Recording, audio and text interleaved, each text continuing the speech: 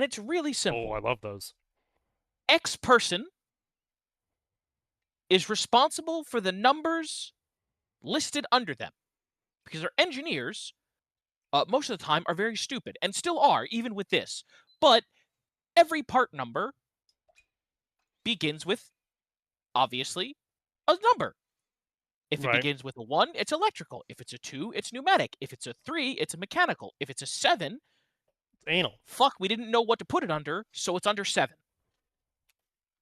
Fair. I have everyone. There are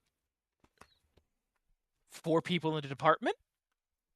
Each of us got a number. This is too complicated for some people on the floor and in engineering to comprehend. Yes. Who buys what? What's the part number? Oh, it's 1, 2, 3, 4. And you need to talk to the person who handles 1. Well, why can't you do it? I don't know, because he handles circuit breakers. You just need to start, and this is the perfect way to counter them, because if this is internal company shit, so you can get away with it more. You need to figure out what each engineer does, and then every time they pull a stunt like that, just ask them why they can't do other engineers' job. Oh, it's so much harder with them, because the guy who runs engineering, no, it's not assigned by specialty. No. Of course Every not. engineer is assigned to specific machines. Oh, no, that's even better. Makes sense. That's even easier. You don't even need to know what they're good at. Now you can just say, well, why can't you just mill this part?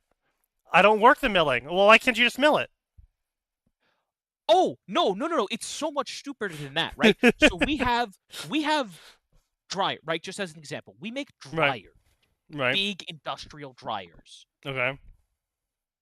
That guy over there handles this dryer. This guy over there handles the same dryer, but longer. Oh, of course. Obviously. That's one does. So it's not like, oh, that guy handles that millet. No, it's not that sensible. Oh, well then just spout nonsense at them then. I do. But okay. Unfortunately, as has been previously discussed, they're all very special. Yeah. Oh, that's right. That's another thing that happened today at work. So I had a primary call in, and he was like, "Hey,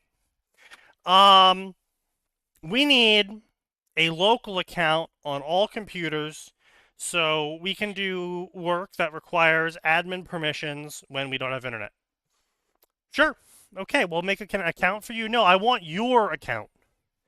What? No. I want your company's IT account to do it. And I'm like, no, that's not how this works. We'll make a local account for you on all the computers. No, I really think we should have your account. I'm like, no, that's not happening. Okay, well, but it's a bigger security issue if you make us an admin account, because then there'll be more admin accounts on the computer. And I'm like, yeah, sure, that's only a security issue if you pick a bad password. They're looking to replace you, and they want to be able to change your account. We've had them do stealth shit like this in the past, yeah. Well, and that's the thing. Like, it's like, listen. If you're gonna break up with us, I say this as someone who works in purchasing, be a fucking adult. Have a conversation. Like, listen, it's not fun when I go, because like, some of my it's like, look, we're not Indian. We'll just hand over the password. Yeah. I would say, listen, I have, when everyone's a professional and capable of acting with even one brain cell, you really don't have problems, right? When I go You're asking to a too vendor, much. No, listen, most of my vendors can manage this. When we tell them that they're losing the business, they go, well, can I requote? And we say, yeah, you get one shot. They get their shot. Sometimes it works, sometimes it doesn't. And then we move on. And they'll come back in a couple years, maybe. Try to requote it again.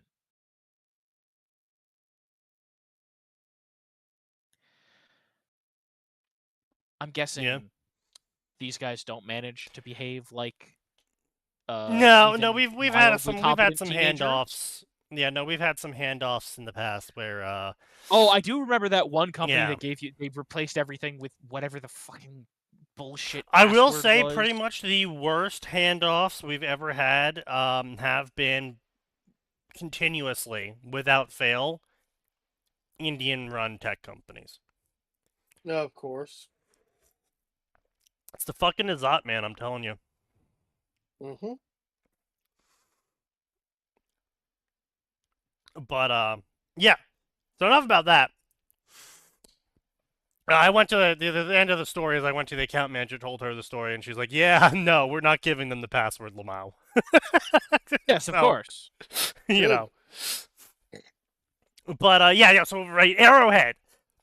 I highlighted those two comments in particular because hands down, they summarize like the entire video. You don't even need to watch the video to understand what happened in it just by reading these two comments. And I have to agree with them. Yeah, I've been having more fun with Helldivers 2 in months since I haven't even played it. Just watching these videos and how the company is handling them, because the whole current story is with a new war bond, right? War bond is a battle pass that doesn't expire. You pay for it, you play the video game, you get credits, you spend the in-game credits to unlock shit on the war bond that you've paid for. Yeah, it's retarded, but it is what it is. It was kind of cool at first, stopped being cool when you had to pay for all the war bonds, right? Personally, I am of the opinion that if you are paying $20 for something, you should get the contents of that thing without needing to play the game to unlock it. Yes. Unless it's a single-player game, and the thing you purchased was a story DLC. Like, well, story DLCs tend to be dependent on like story progression. Right, but that's what I'm saying. Like, I'm fine with that then. What this is this is a battle pass in where you play the game, you get awarded war medals, and using the war medal currency, you can slowly, over time, unlock the items you paid for with real money in the war bond. Then what was the fucking point of paying the real money? To get access to start unlocking things in the war bond. Because, of course, so an average war bond costs 750 medals to unlock fully. Your max capacity of medals is 250. Yeah. So you can never store up enough to just buy it outright. Yep. Fuck you. Yeah, see, like I said, at first I was more or less fine with it because they gave us 3 war bonds for free at the start of the game. And I was like, oh, that's cool. So yeah, I'll just unlock this as I play. It's a progression mechanic. That's totally fine. But then they only started selling war bonds. And they started nerfing the previous for $20 each. Yeah, they didn't. Hang on. Yeah. That like you can only get the war bonds by paying the 20. Well, technically speaking, you can spend 140 hours farming for in-game currency credits to purchase the war bond. Yeah, I would say that's true. You can obtain every war bond for free if you know life. Grind enough. Spend 140. This is not spending 140 hours playing the game in an enjoyable way. This is spending 140 hours specifically playing a specific mission type at a specific difficulty to make the most spawns of credits occur. I generally don't understand why they don't make it like. Why not just make it so you get super credits like? Fuck you. That's why. Because then you would be able to finish farming those. You know, I remember making the prediction that they're eventually going to only charge for those. It sounds like they did. Yep, immediately. Something worse. Yeah, so then it gets worse. Funny because certain people were defending these battle passes when the game first started rolling out. Yeah, I was defending them. Said they would. They would. No, not you. Certain other people were vocal with me about it, saying they will never make it awful. And the word never was used for some reason. Well, I mean, either way. We won't name names. At first, the Warband weren't so bad. They weren't overpowered. They were alternatives, like the Fire Warband, which had a bunch of fire-themed stuff, or the Electricity Warband, which was a bunch of electricity-themed stuff, or the Acid Warband, and none of them were outright, hands down, you have to play with this better. They were alternatives if you preferred, you know, a slower reload, or, you know, a crowd control, or, you know, like various different play styles, right? None of it was, you have to buy this to play the game. That was years ago. Now, they had been doing recently really either you got really dog shit Warbands, which people still bought for some fuck all reason, but they were dog shit and no one played them and no one bought them. Everyone bought them, then realized how shit they were, and then they kind of sat there in their piss and shit and suckled their thumb. But they were bad. No one purchased and used the items inside the Warband.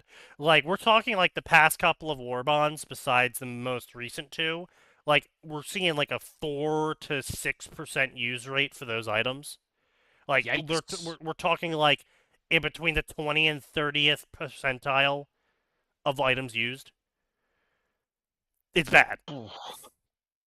And so, one way to put it. Obviously, they were like, this has to change, despite us making so much money off them every single time we release a Warband.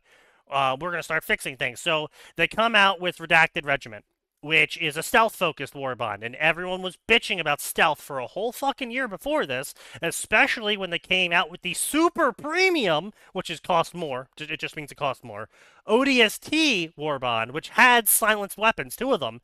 But it turns out silencers didn't fucking work until Redacted Regiment came around. And then magically, Arrowhead went, what? Oh, guys, so sorry. We had no idea that silencers didn't work. Let us fix that. Just in time for their stealth-focused Warband to come out. How do you make such a bold-faced lie like that? Well, because they only made you want to know the worst lies. part too? They literally just They made a Warband that had an armor that was supposed to let you have quieter steps. That didn't work. Yeah, that didn't work because it turns out that the AI did not check your sound levels for how it detected you. Of course not. What did it detect? It had a hard-coded radius based on your armor weight. Which was stupid. So stupid. Why is armor weight being considered for this? Well, more weight equals heavier steps, obviously. Yeah. Yeah. Yeah. So I just wanted to play with the ODST Warband, man. I know, right? Can't have shit. So, then, what happened next was the attack on Cyberstan. And they came out with the Bastion tank for free, and everyone's like, holy shit! The tank is back! The free tank! Holy shit, free tank! We're so happy! Yay! And with the free tank came a patch. Oh no. That nerfed all vehicles by 200%. Get fucked. That's why it released. It was so bad that it was impossible to use a vehicle because it would die getting dropped off to you. Wow. Wait. Wow. It has I knew paper they were mache HP. Shit, but That, HP. Yeah. That's crazy because like vehicle drop-off's been solved for a long time. Yeah, so it's even more retarded than you think. The reason why it took so much damage is because there's 2 damage types in the game. Normal damage, well, and of course, fire, electricity, and acid. but normal damage, and a secret damage type called durable damage, which doesn't get told to you anywhere besides inside the game code. And what durable damage is a guaranteed damage level that can't be reduced by armor. Okay, yeah, that's but it is multiplied by the durability percentage of a object. Oh, to be clear, no, Max, they do have armor-piercing damage. Yeah, they also have armor-piercing damage. This is separate. So they have two things that are guaranteed to go. And the durable damage is applied regardless. Okay, so it's just double armor piercing. That's yes. Yep. And they decided to give every single enemy in the game a 100% buff, up to 200% buff, on their durable damage. Which, by the way, is multiplied by a durability multiplier. So what this is the less armor you have, the less durable damage you take. Oh, well, that's a stupid decision. So if you say have for having more armor. So if you say have 150% armor durability on your mechs and tank, you're now taking 300% damage from enemies. That's retarded. Yeah. And everyone complained about it. And then they said, no, this is the grunt fantasy. You're just playing the game wrong. But you told us that we ain't supposed to use guns. Yeah, you're supposed to use stratagems. You know, the stratagems that we're nerfing. Honestly, the fact that I heard that they're outsourcing a whole bunch of shit. And I'm not supposed to use guns. And I have limited lives. This is the real problem. So this is I'll tell you why I think what's going on is going on. And it leads into what Nose said. So then up next is Entrenched Division, which is a World War I inspired theme pack, flamethrowers, entrenching tool, World War I style armor, C4, fun stuff, right?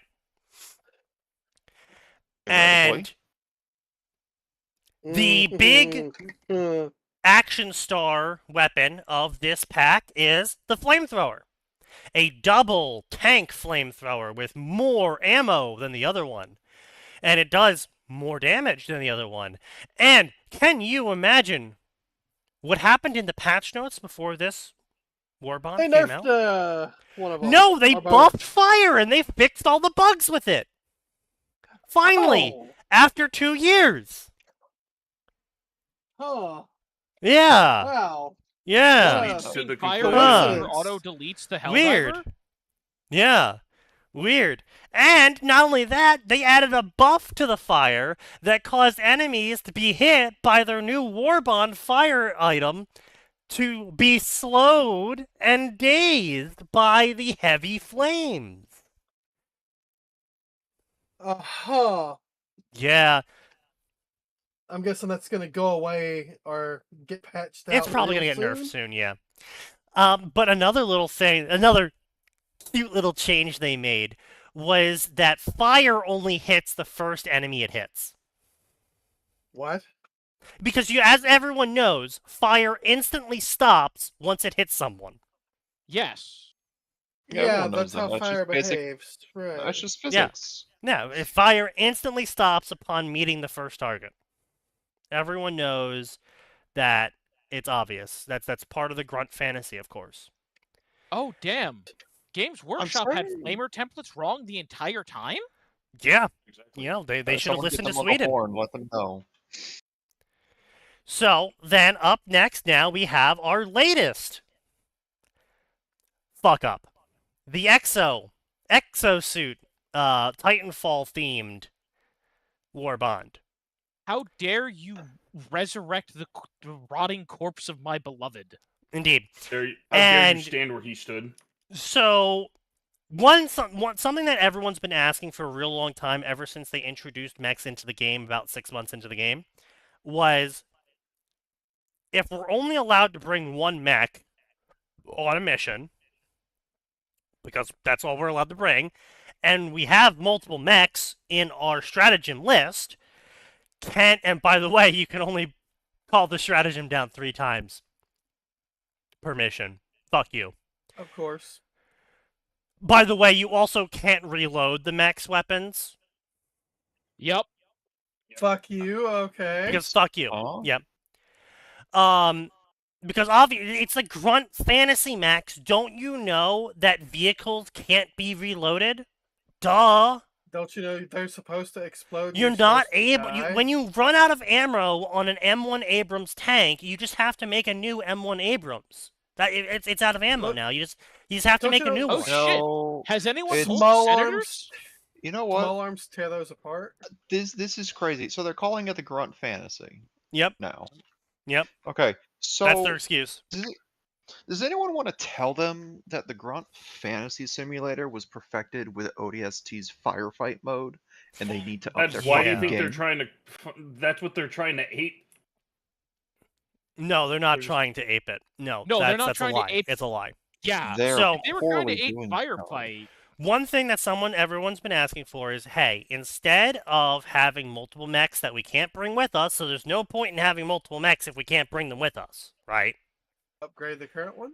Can we just get a mech, but we can pick and choose what each arm carries which weapon? Nope, fuck you.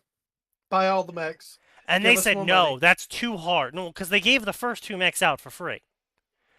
And they're like, no, that's too hard. That would be too complicated. You see, we can't have more mech call-downs because that would take too much system resources, says the company who proceeds to spawn 300 fucking enemies. Well, yeah, it would be too many resources to allow you to have an extra model. The enemies do what they want, which is making you die. Yeah. Wait, hang on a second. Wait.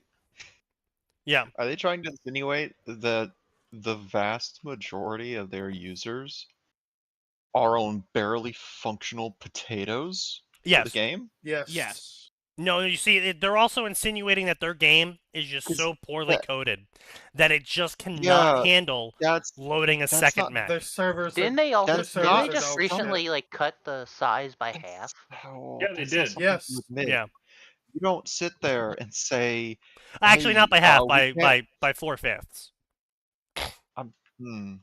It went from 123 gigabytes to around 20 to 30. Oh. Because it turns out that was another funny one that the community was telling them for a while that they ignored. But it turns out that if you don't put model files in every single folder on every single map and instead have a central location for referencing like a library. Did what? Yeah. And they said, well, we noticed a 1.2% better load time for hard disk drives if we loaded them on every single file and folder instead of having a library. Expense of 5 times the fucking size. You know... yeah. Well, Sign, don't you have infinite storage on your computer to only install our game? Don't you love us? Yeah, right. No, get fucked. People were mad with Titanfall 2. Titanfall 1. It was Titanfall 1. People were mad at Titanfall 1. What do you mean you didn't compress the audio file? It was kind of funny. Here's the thing, Atten. Titanfall 1 was actually a super well optimized game. But they were also aware that certain aspects of the PC community are fucking assholes. So they said, you know what? We're going to just curtail this. You guys get the best possible audio quality so we don't have to listen to you bitch about bad audio files on your super hyper giga computer at the time. Because Titanfall 1 did actually run super well, and uncompressed audio doesn't take up any actual resources aside from storage.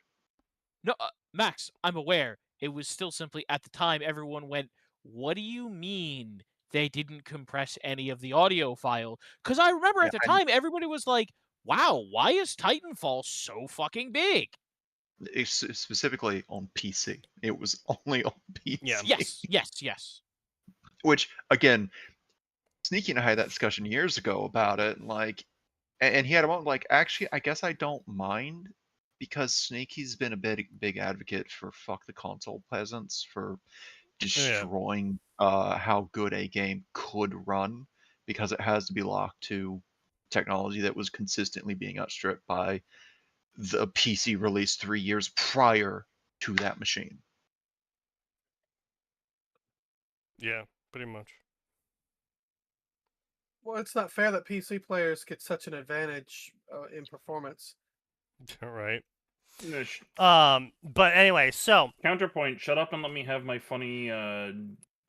We now encroach upon the Exo Warbond. The Exo Warbond carries with it 2 new mechs that do very important things, such as making mobile AT guns. Finally. Okay, that sounds cool. Yeah. Yep, it does. Wait.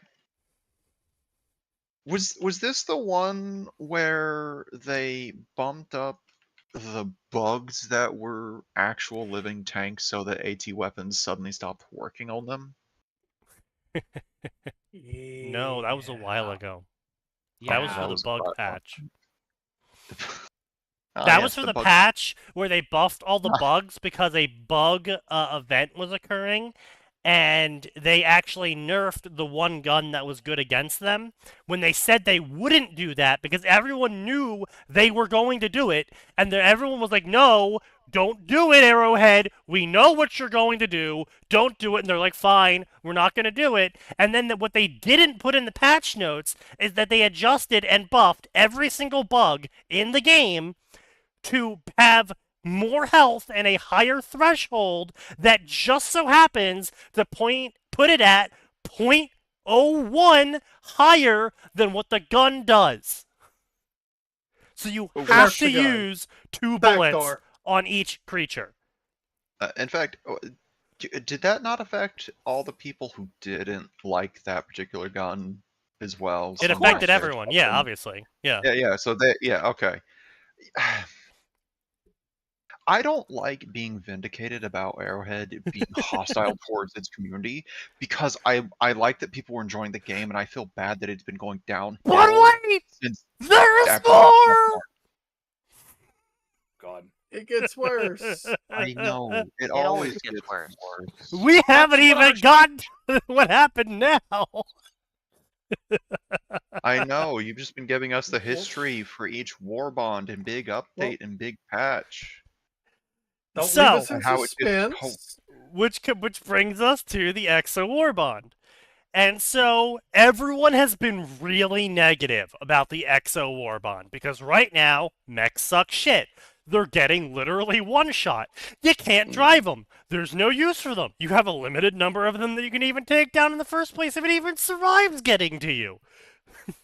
So everyone's like, why the fuck are we going to buy a Warbond based on something we can't use?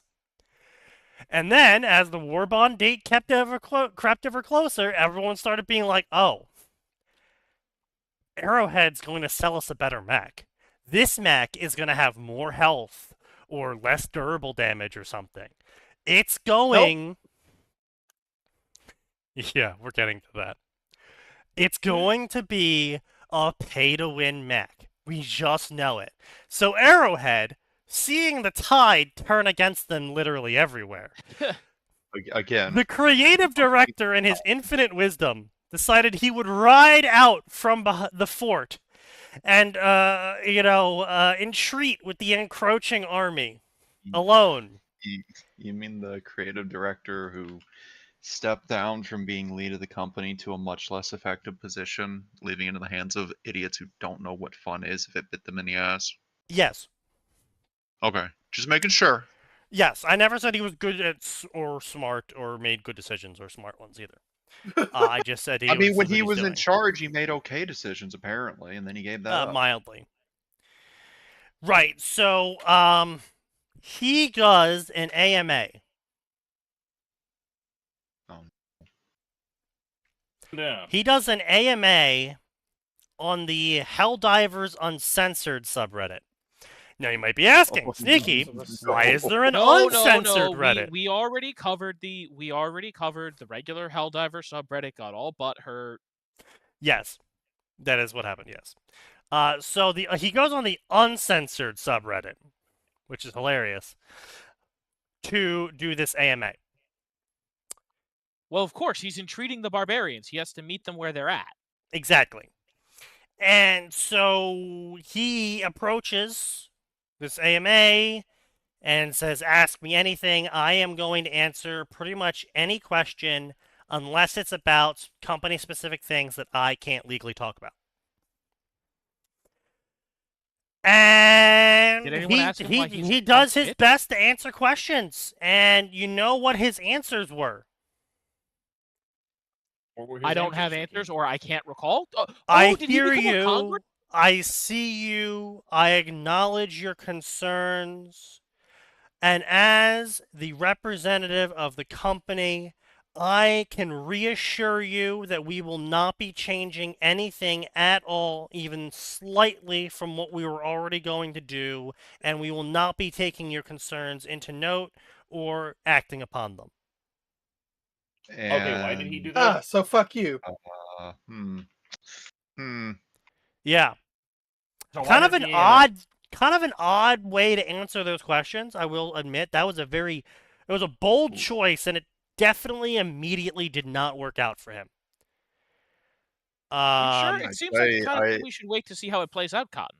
Right? I was gonna say something similar, but it pretty much immediately backfired. I was about to say there's no way that there was any lag time between him saying that and the absolute blow up that is rightfully earned. Yeah. After saying something that he slunk away from the AMA after that. Yeah. And so the announced patch notes came out, which is what this video is about. And the announced patch notes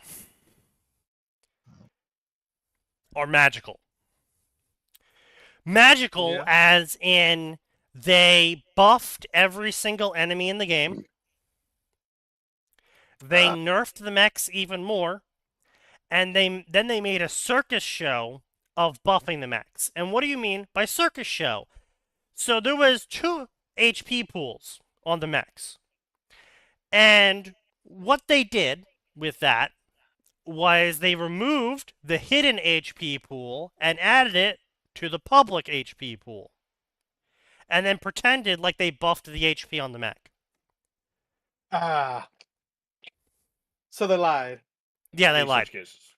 You know, this is such a far cry from a really cool dev blog that YouTube was like, hey, here's a random thing from the algorithm. Yeah. It's for a game called Code Rapid. Yeah. It's a mecha game.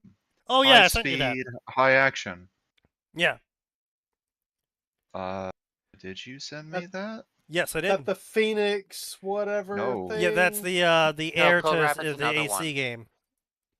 No, the one that looks like an AC clone. No, that's Project Phoenix Phoenix. is another game. Yeah, that's Project. I know exactly. I know the game. Code Rapid. Okay. So Code Rapid. Basically, he goes into some of the mechanics of how momentum works in his game. Right. Because some people discovered that through certain animation cancels, your speed will just keep zooming to the point you can't react. And he has a whole thing here. How he talks about speedrunners and how he likes them or something. Yeah, I know. I saw that video. I shared it on. And he's like, now I could quote unquote fix this, but that would make me the fun police. Right. So instead, I'm going to explain how these glitches are working. Right. And I'm going to show you. Because he uses the blocking program for Unreal. He uses the visual coding. Right. And he just explains how it's happening and why it's happening and why he's not going to fuck with it. Because he also loved watching people do speedruns, and people wanting to do speedruns of his game is a massive compliment. Oh yeah, this video. Yep, like, hey, there's a way. There's a way that you can do X, Y, and Z. Oh, you're showing us? Yes, but first we have to talk about parallel universes. Because it's like, wait, the dev actually has fun. He loves seeing people break the game and go nuts. This is such a far cry from everything you're describing about Arrowhead. And I mean, Crimson Dawn's a great example of a far cry from everything. Of just Crimson Dawn devs being like, oh wow, our players broke the game that way? Desert Sneaky. Right, Desert, my bad. The devs were like, oh wow, we're adding that to the game as a skill now. Yeah, we saw how Granted, adding so many players like adding the skill to the so game is jank as fuck because the game is made of weaponized European jank. It's we saw how many of our players. What the fuck are you talking about, dude? It's not jank at all. Okay. Chinese. It's Korean. It's Korean. Yeah, I was saying, first of all, you're both wrong. It's fucking Korean. It's from the BDO devs. So. Oh. Also, see again, and this is I'm gonna take a moment to shout out tabletop gaming here. You have the absolute difference in behavior between the fucks that exist in Games Workshop and the folks over at Catalyst Game Labs who publish BattleTech. Games Workshop puts out patch notes and makes vague allusions to, we looked at some data, we checked some win rates, we made these adjustments, we think it'll work. Stop asking questions. Stop asking questions, buy more Marine models. Yes, and then you have the people over at Catalyst Game Labs who go, yeah, so we're touching the core rules for the first time in like 10 years, and we needed to be really careful about it because we didn't want to invalidate all of the products people have spent money on for the last 10 years while making some necessary changes. So we put out 5 playtest packets, and those were out for a year, and after extensive feedback from the community and tournament organizers, we've made the following decisions, and we've explained our rationale behind them in this PDF. Exactly, yeah, it's good. It's great. That's how you do it, yeah. Like, I was so baffled when I saw what they did. Like, when they said they were putting out the playtest packets for what you were going to get, I was like, oh, okay, someone who actually does balance testing. And then they're like, not only did we do balance testing, we specifically did these balance tests because, you know, this thing just doesn't feel fun, and we want to make this section of the game better without fucking over everything you've bought in the last however many years. Like, to be clear, stuff that you bought, or well, not you, most likely your parents bought back in the 80s and the 90s, right, still fucking works today. Right. Well, the reason that Catalyst actually knows how game design works is they're not British. Well, yes, I know, but I'm just saying, it's one of those things. It's like, I wanted to take a moment to be like, here's a fantastic tabletop dev, and then there's whatever the fuck GW does. Right, exactly. But and Marine models. To cap this whole shit taco off, right? Oh boy. Is there was one little thing that people noticed in the patch notes for the XO. No. So, for the longest time, there has been a specific robot enemy called the Devastator. And it gets a variety of weapons, but what is stays the same about it... Those are the Terminator-looking dudes, right? Yeah, the one with the riot shields. Oh, yeah, those fuckers. Yeah, the Chaos Termies, yep. No, you're not... No, the Chaos Termies is the one with chainsaws. It's the ones with the shield that you have to snipe the inside of their shield.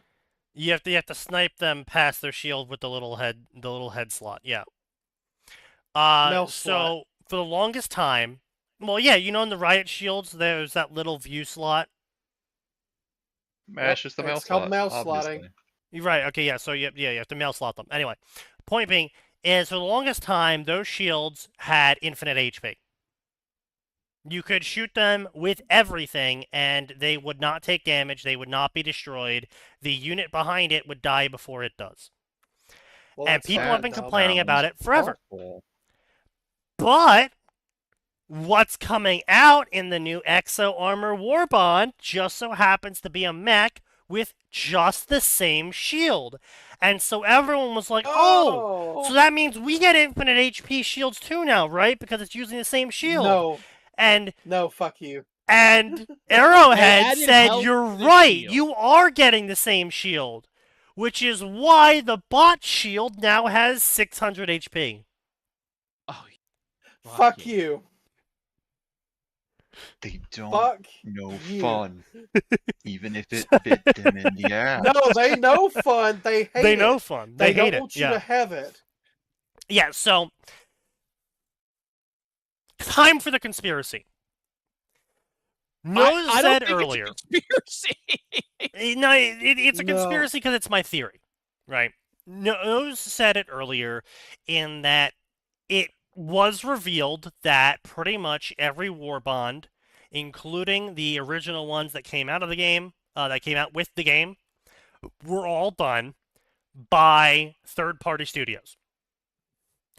Very little content in the game was actually worked on by Arrowhead.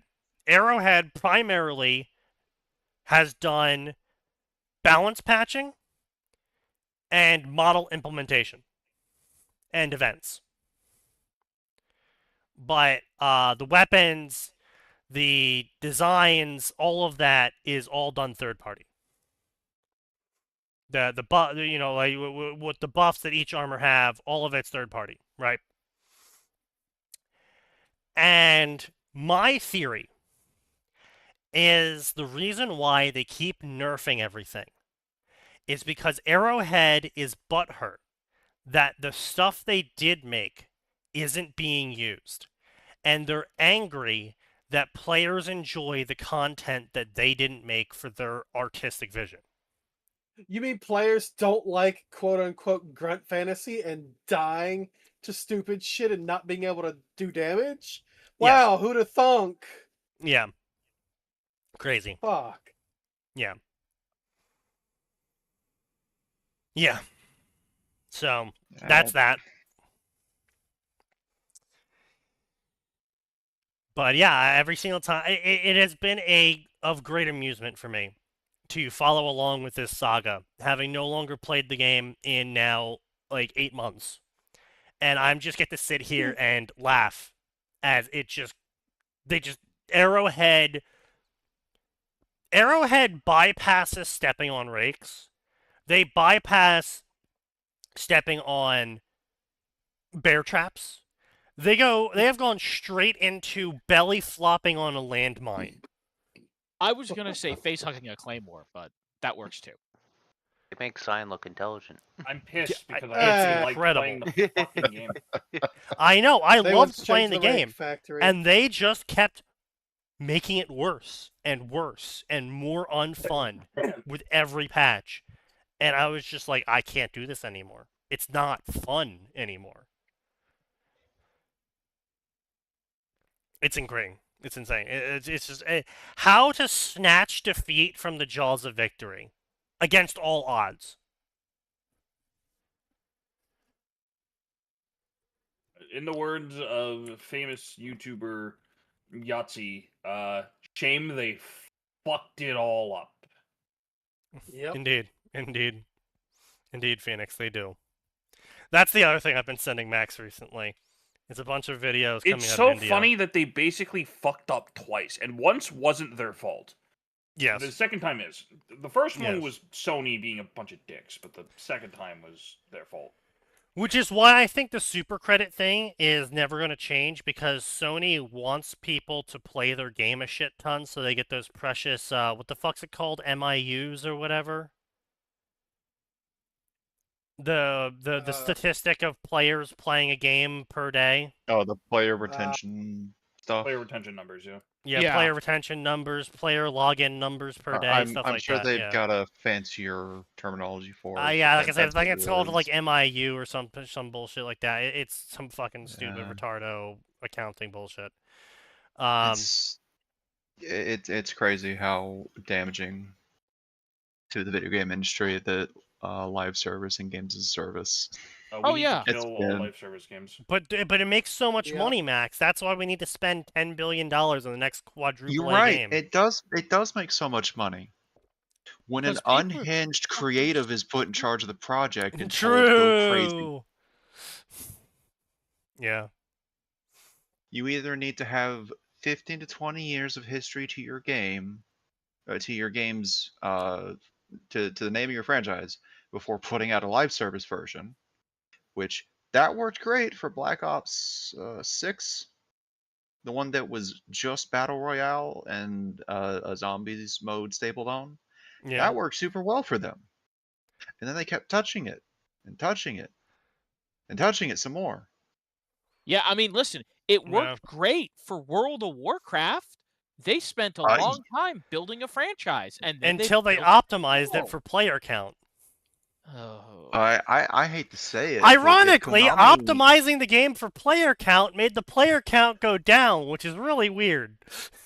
That's a little odd. Strange. I hate to say it, but like, if Konami hadn't thrown the internal bitch fit they did about Kojima's name being what the Metal Gear series was associated with rather than their company, Yeah. and they somehow convinced that absolute madman to make a live service Metal Gear, Oh, if probably they'd convinced him to I would work have been on- there day one with Sneaky.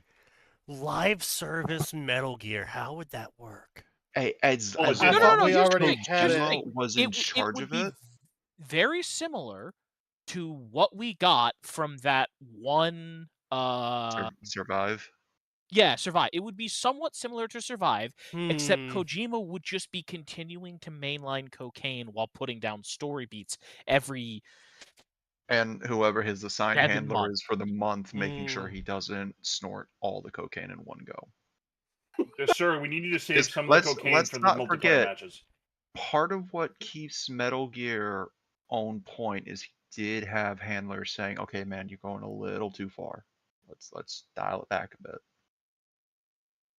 bit."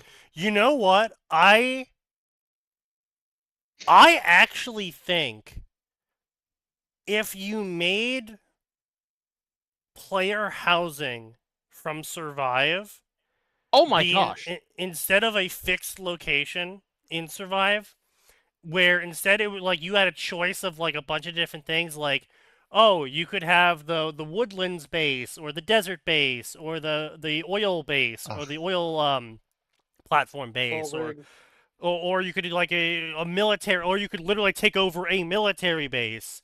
And they would each come with like different modifiers for like resource generation, ammo generation, defense ability bonuses, attack bonuses, travel times. Stuff like you could have had like a whole complex system of the benefits and debuffs from where you're positioning your base, and then stacking on top of that, where instead of just being individual player housing, so because there's not a lot of investment in your personal player housing, but you know what there is a lot of investment in? Guns. Your group's player housing. Your group of friends get to build a base. Oh yeah. That's good. Instead of you personally needing to log on every day, if anyone logged on that day, they could gather resources. And then as your base gets bigger and you recruit more people, aka NPCs, to do stuff, you could assign them to auto-harvest resources or auto-run missions, or basically start to automate the little nitty-gritty stuff to make it feel like you're becoming an actual, PMC instead of 4 dudes with a gun they all have to share. Like, you could really grow that on a player progression angle, and then let each player do the tech tree from Metal Gear 5. Like, expand on that, where, you invest certain resources, and then as a group, your guild can get different weapon techs to upgrade certain weapon lines, or, run different techs or whatever. And, you could really expect... There's a lot of fucking guns in the world. You could really go balls deep on this. You could make every gun customizable. You would have players playing for years. So Years, what more you're like And telling me Kojima is... is cracked Kojima's enough name. to do it. Okay, so Sneaky, what you're telling me is you don't want a live service game. Yeah. You just want Metal Gear Rust Edition. I mean, Well, yes, that would no, also be yes, but no, because the live service part would basically effectively be you and your group doing raids on Yeah, because here's the thing. I don't stuff. want Rust. I don't want other people to be able to come and break my shit. I don't want to have to worry about that. I think it should be a toggle. I think you should be allowed to do a toggle. Private servers are. No, I Yeah, think I think it should be massive servers. I think you should have like North America server, South America server, Europe server, Asia server, and fuck C. wow. Okay. No, Sneaky. We can do better than that. The Winnie the Pooh server. No, true. Yeah. But I think if you did it that way, and then let PvP be enabled or not, you can let the ones that just want to do PvE raids just have fun with that, and the ones that want to like compete for like some sort of award they can place in their base at the end of every season of like, yeah, that's right, we're the best PvPers in this game, and we're gonna have like some fucking diamond statue that we can place in the middle of our base to show off. And when the season finale rolls around, make it a massive like 2-day event where you go hunting for that statue in some Effectively. cases. Yeah. Yeah. The statue is of David Hayter. Salute. And anyone that beats companies with a displayed statue get bonus PvE resources. Suppose that could work. I would say, and you know what? The other thing I'd be willing to do is make it so that like, oh, if your base is in PvP mode, it can still get raided. But you get fewer you don't lose any resources, and the attackers only get 20% of normal or whatever. I'd Sure. chop it You lower. mean PvE 10%. mode? Yeah. Yeah, make it 10% so that that's Yeah. They're doing it Again, for the I love was of the just game. making up a percentage. Like, Right. Yeah. so that, you know what? If you want to go and raid a bunch of people who have non-PvP enabled bases, you can, and they may not even have any defenses worth talking about, but you're not going to get the full loot. Sure. Yeah. That makes sense. Yeah, that makes sense. Yeah, and you could also do the fucking sort of Final Fantasy style of housing system. You'd need to find some way to balance that out, though, because if it takes you an hour to go through one guy to get 300 of a given thing, but you can also run the PvE base 50 times and make 1,000 in that same hour. Yeah, put a cap on it or something, right? Like, yeah, well, yeah, you just put a cap on it, effectively. Yeah, as that says. Right, put a cap on PvE and uncap PvP or something, right? So. Yeah, you'll need to find a balance for that one. Yeah, again, not making a design. Someone's gonna find some way to grief it. Well, yeah, inevitably, but yeah. But either way, point being is that game would probably be played to hell. I mean, MAG had a massive player base for what it was, for way past its expiration date. Everyone knows what MAG is, right? It's been a minute, but I MAG was the 1000 v 1000. They kept having enough PlayStation. players that the servers kept being extended. Mm-hmm. After yeah, like they I said, supposed to be. They're like, end of service is coming, and player numbers weren't bleeding enough to actually justify shutting it down. Like I said, players clearly, there is a desire in the market for something as cocaine-fueled as that. And you can make some wild fucking enemies. I would like to fight Metal Gear with my friends, except we're not special. We're just dudes with assault rifles, and maybe one of us found an RPG. Oh yeah, that'd be sick. That'd be sick as hell. Fight the Metal Gear. Have the boss fight. I know exactly what's going to happen in that case. You motherfuckers going to send me out on the dumbest shit you can. I'm Because just gonna I run made at a it with bet with that C4 and- on me. Yeah, Sneaky will have his suicidal. I'll be sent in with the weirdest fucking equipment possible because of that bet I made with that years ago that I won. Yeah, You that's did? funny. That's true. Yeah, he did. Silent, I was there. yeah, with fucking. Oh, you weren't there for that. I was there for that. No, You were there for weren't. the aftermath. You were there for Atten talking about how like I can't believe this motherfucker did it, and he did it in less than an hour. Well, I thought I was in the call. Either way. No. Yeah, but God, but yeah, listen, people would you would've had absolutely some go great for a it commentate. started as the dumbest thing ever because we found out it's like, oh, you can do X amount of damage with Y thing. And we're like, can you kill the Metal Gear with it? I will say, the thing that mostly infuriated me was how lucky Max got, because I did several test runs of this, and the boss just stopped doing the rust bomb attack. I don't know, it was like 4 attempts in or what, I don't know, however many attempts in. It just stopped doing It took me the one-hit 5 kill. attempts. It took me 5 attempts. Yeah, like it just Yeah. stopped doing the one-hit kill, and we still don't know why. It's not like if it had been a case of like Max doing what Max does, where he found the pattern and like, oh, okay, if I do this, he stops doing this attack. We didn't have that moment. The boss just kind of. Man, didn't Max, do it. you really are the mic guy, aren't you? He absolutely is. I have deduced your attack pattern. Proceeds to fucking 1v1 you. You know what? I'll admit, in a world where we're stuck in hyper ninja wizard mode, I would be that jackass. Like, oh yeah, no, fighting Renegon users is easy. Just don't look him in the eye.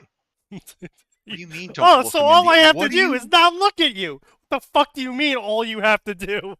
Puts on blindfold. proceeds to donkey kicks. Like, oh, that was 3 ribs you just broke on me. Please stop doing that. You have dislocated my spine. And I do want to be clear here. I also feel it important to point out I absolutely paid Max because Max won the shit out of that bet. I got that $45. The bet was $50 with $1 taken off for each subsequent attempt. That's fair. Yes. I think we both figured I would make it to $20 at most. Yeah, well, because previously, every time we'd fought that boss, we're like, boy, he reaches a point where he decides enough's enough, and he sends out that rust attack, and you just die. Speaking of just dying, this is a Royal Road story of all Royal Road stories. Oh. You've been looking at the chat, huh? Well, I've been looking at the chat. Oh no. So Phoenix sent this in. I know he did. It's He a always story sends weird called shit in. Amaranthine. Here's the summary. Kate just got hit by a truck. The truck didn't make it. Yesterday, she was more or less a regular girl who had never had a problem that wasn't her own fault. Now, she might be the toughest thing on the planet. But in a world that seems like it has less rules by the day, will just being tough be enough? Looking at history, yes.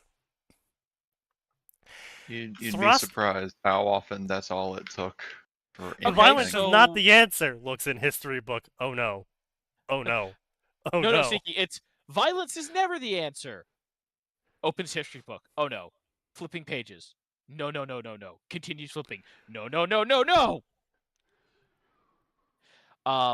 But okay, Indeed. so this is just a different version of the light novel. I'm scared of taking damage, so I put all my points in defense or something. No, see, that one's funny. Beaufrey is funny and adorable. Beaufrey is hilarious. Right, that's what I'm saying. This is the shitty Royal Road knockoff. Like the 6,001 copies of whatever the light novel is where I'm my max level character. Yes, this is I would say this is the female version. However, what this is in fact not the female version. Is it This the is AI the- version? This is the autogynephilic version.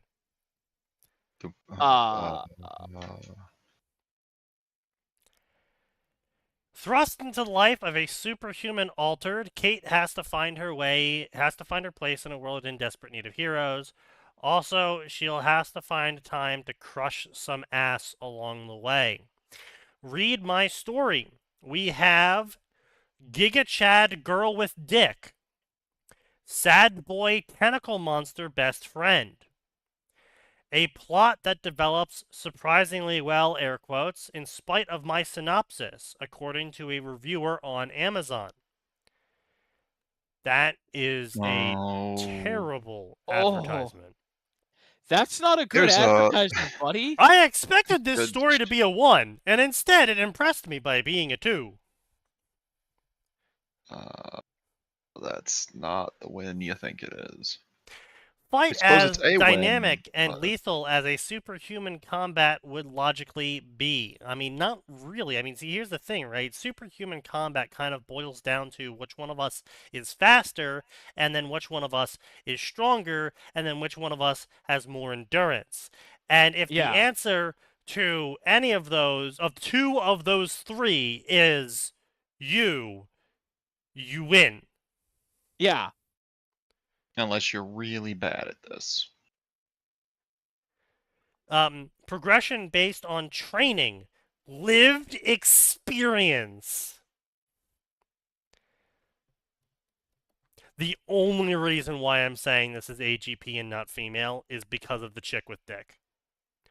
No chick imagines themselves having a dick.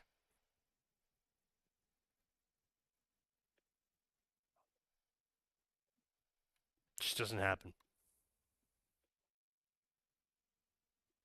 Except the really weird ones.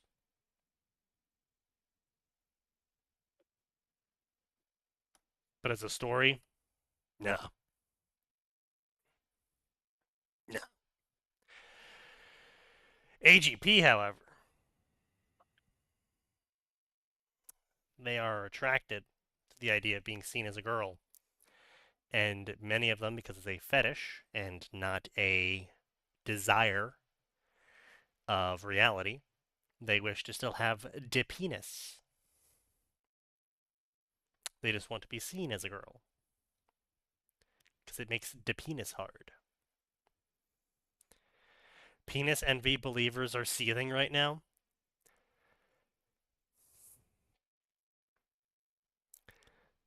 That's the thing, though. It's never about the envy of the penis that the penis envy havers have.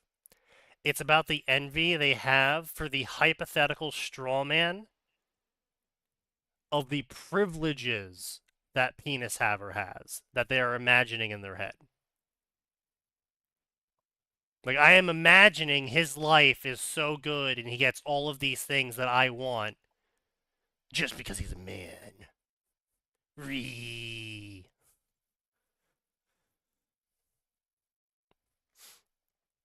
Consenticles, that's right. We're gonna have sex with a tentacle monster with my girl penis.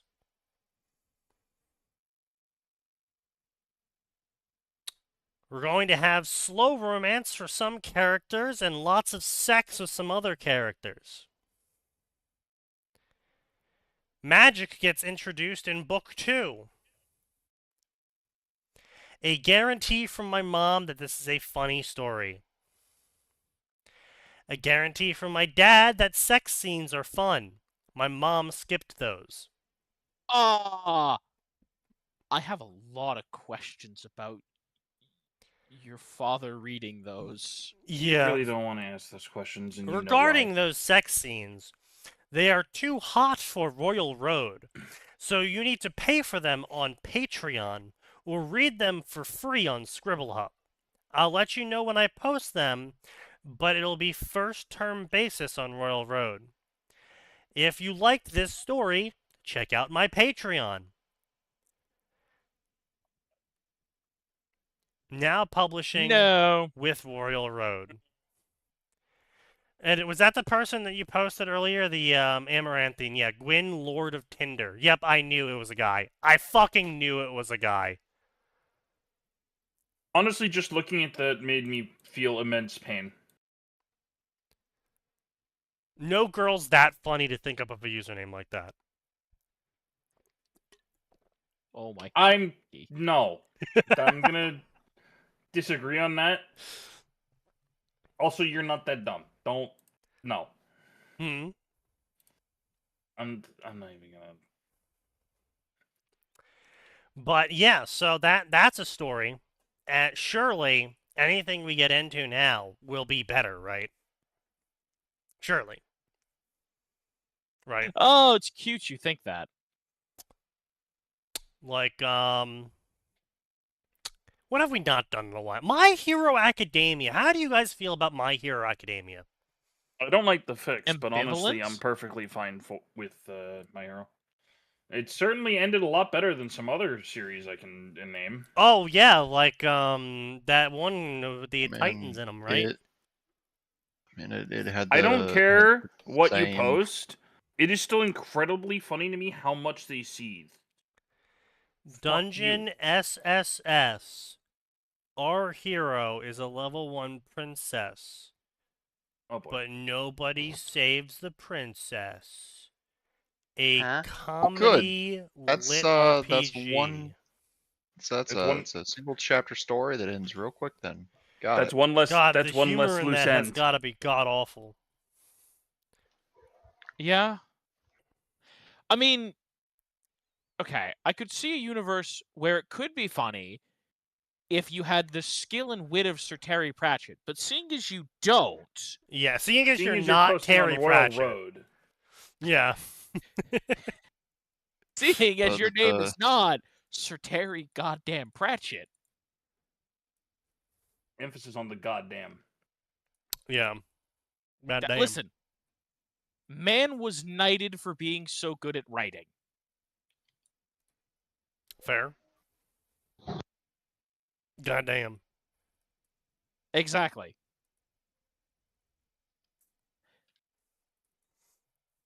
Like, they were willing to knight people for being great actors. This dude, they're like, holy shit, this book's amazing. I also Or bring rather- to you 2B. I would say, or rather, I suppose I should say, holy shit, these books are so good. You've appreciably added to Britain's GDP with them. Which I guess actually has to go into picture spam. So here's your picture spam. Huh. Excellent. Indeed. You know, all I can say is, Yeah. I hope there's some real great materials in there, because if she tries to do some of the Peach jumps, I'm concerned for the structural integrity of I that mean, you've window. seen Peach's outfit. That thing never gets destroyed. True, but she's also not exactly wearing Peach's outfit. Fair. Maybe it's one of her less. Let's see what we Popular got outfits. going on here. Amp to the max. Izuku times Jiro. To smile. To bring hope to the world. To bring hope to the world. To make them smile. Their dreams, different, yet the same. No one was born equal in this world. Izuku was always reminded of that. No one's ever been fucking born equal. I really hate that tagline, I'm gonna be honest. Kyoko. I mean, always. okay, now here's the thing. Listen, I agree with you. It's not the best tagline. However, it is quite a bit more applicable in something like. Oh, excuse me. It's quite a bit more applicable in something like My Hero, right? Oh, I am. Yeah, sure. Generally Someone speaking. having laser vision is a bit different than someone being smart enough to become a chess grandmaster. But let's be real here. Only certain people can become chess grandmasters. Only certain people can become the best basketball players. Only Oh, certain people absolutely. can go on to become astronauts or special forces. Like, it doesn't. If you took everyone in the world and ran them through the exact same schooling, the exact same with the exact same teachers, whether it's a one-on-one or a giant classroom, whether you gave them all the exact same amount of attention with the exact same teachings and food and family structure, and you cut out every single variable, you would still have some people not make the cut because Oh, they just absolutely. don't. But that number's a lot smaller than I'd like to be a hero. What's your power? I shoot laser beams from my eyes. And I'd like to be a hero. What's your power? I sneeze good? Pasta. Yeah, right? I sneeze pasta or whatever whatever the fuck, right? Like, sure, no, I understand, but also at the same time, like, cops exist. Hero isn't a mandatory profession. Like, well, sure, right? But it's still one of those things, like, it very much there is a difference that sometimes, unless you get a magic, unless your name's Izuku and you get the magic handout, sure, there's nothing you can do, right? Well, there's nothing you can do about becoming a basketball star. Right. Well, no, but that's just it. There are people that are short and succeed in basketball, right? There are. Not, I'll admit, that percentage is lower. Not really. No, I don't think there's anyone in basketball under 6'1". Hang on. Just find the magic Michael Jordan shoes, bro. I'm fairly certain we've had basketball players as short as like 5'5" and 5'6", though. Yeah. We've Who were had them successful in in the their careers. past, but the number of them is less than 0.0001% of all basketball players. Like, we've had so few leading professional basketball players that are short that they are effectively a non-number. So, this is I just looked up to see who the shortest one. Tyrone Muggsy Bogues was 5'3", and he played for 14 seasons from 1987 to 2001. With who? The Charlotte Hornets. Charlotte has a He basketball had a team? 44-inch vertical leap. Well, see, that's why! I'm sorry, well, you just proved me right! Sneaky, I'm just flabbergasted. This man had fucking pogo sticks for legs! What was his fucking last name, Mario? No! Bogues? Okay, so moving on to people that are not superhuman. It's a hell of a vertical. The second shortest was a guy named Errol Boykins at 5'5", followed by Spud Webb at 5'6". As of 2026, the current shortest active is Yuki Kawurumi, who is 5'8". So, yeah, I mean, right? Now, I'm sure, like you said... Okay, but, well, first off, I've never heard of any of them. Which, I mean, it isn't much because I'm not a huge sports I was about to say, but point being, though... Point, yes, there. But here's the thing, right?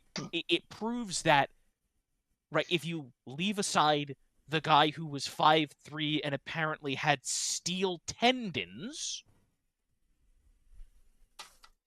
people who are sufficiently motivated can compete even if they are not 6'1". Is it harder for them? Absolutely. Can they do it? Yes. Can you ask what the salary of those guys were? Ask Gemini. Let me ask what the salary of the guy from 2026 is, just to get current numbers. Yeah.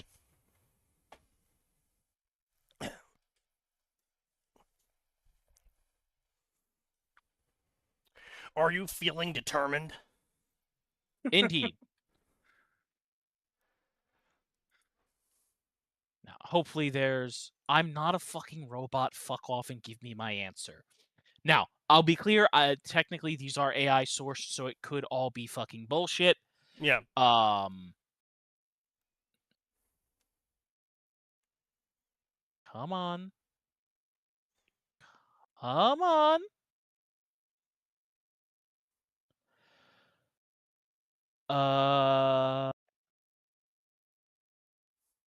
Okay.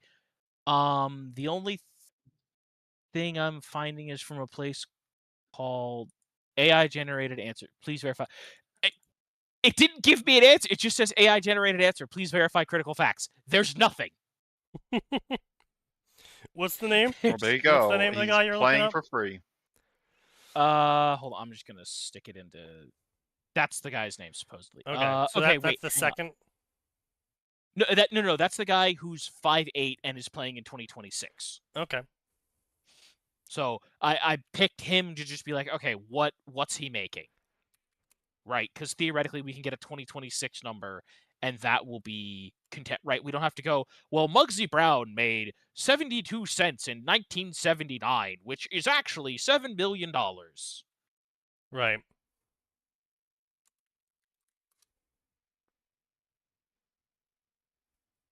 Average Reaganomics moment. Chicago Bulls. He is Oh, currently okay. signed for He played for the Bulls. $300,000. With zero guaranteed money, and all of that $300,000 being supposedly based on performance. All right. Earned $2.5 million in Japan B League before joining in America. Oh, okay. Oh, okay. So that's why the numbers didn't make any sense. Okay, so he played in a B League before. That's a lot of money for B League. Holy shit. Two-way player. He split his time between Chicago Bulls and a G League affiliate, the Windy City Bulls. His current salary is roughly 7 to 11 times less than his earning potential in his home country. Bruh. Yeah, that's. I mean, I guess the theory is if he does super well on the Bulls, he will make way more, or he can get to making way more. Which I get. yeah. Well, I guess it's the balance of signing on for guaranteed money versus signing on for hypothetical royalties from merch sales. Yeah. But okay, so either way, it's a respectable amount of money. But when you compare it to the top athletes, which Oh yeah, I are would say when you being compare it to signed for something like 50 Shaq million or whatever. yeah, so it's significantly different, and that's sort of my point. I'm not saying that the guy who sneezes spaghetti can't be a hero if he really, really tries hard, but he's probably never going to make it out of the C-listers. Absolutely, but again, right? My point is it really is still very different because Spaghetti Guy, lucky to make it out of C-list, probably good. Let's be honest, lucky to probably make it to C-list compared to Short Guy can go in the NBA and is having modest success, right? Like he's certainly having success, but at the same time, for all that we're gonna yuck the yum, right? Yeah. Credit to Guy got onto the Bulls. He's got fucking money. He's getting the dough. Yeah. So I mean, credit to where it's due. But he is going to be forever limited by the fact that he's short. He's never going to be #1 basketball player. He's never going to be in the top 10 basketball players. Yeah, and that's fair. But again, he can at least try as opposed to Wet Noodle Guy, right? Like. Now, can we give Wet Noodle Guy a bunch of tools to do it? Yes, but we could have given Izuku a bunch of tools to do it too. Yeah, Izuku could have. Well, see, that's the real thing, though, is that everyone in the quirked world, actually, even non-quirk users, they have all of Izuku's physical scaling has nothing to do with One for All. That's just people in that era. Yep. Like, because like they literally called it out, saying, no, you have to work your body up to the point when it can withstand one for all. So he actually had to reach a level of physical fitness that only Olympic athletes could drool at I'm just gonna before go ahead one and for put in the all wouldn't syndrome monologue. explode him. That was just so it wouldn't explode him at like 2%. Yeah. So we're already like him being like, oh well, the world's unfair. It's just like, yes, okay, sure. Laser beams are a little bit different than this guy has literal fucking steel tendons and can jump half his fucking height. But you know, the point still is there though, is that we aren't exactly living in an equal world ourselves right now already, and that's why I don't like this whole proposition. With Yeah. the advent of quirks, somehow we became unequal. Like we're now finally now in this age of quirks we're being born unequal. It's like Yeah. no, that's patently false. Of course not. But again, it's the kind of thing where the gap between the rich in, insert time Sure. period was less than it is now, right? And insert the gap between the abilities of people with right? Sure. If someone works really, really hard and they have a normal IQ, they could eventually pass the test to become an astronaut. It'll take them way longer than someone who's much smarter. No question. But they can probably get there. Yeah. Oh, completely side tangent. That has nothing to do with anything we've talked about.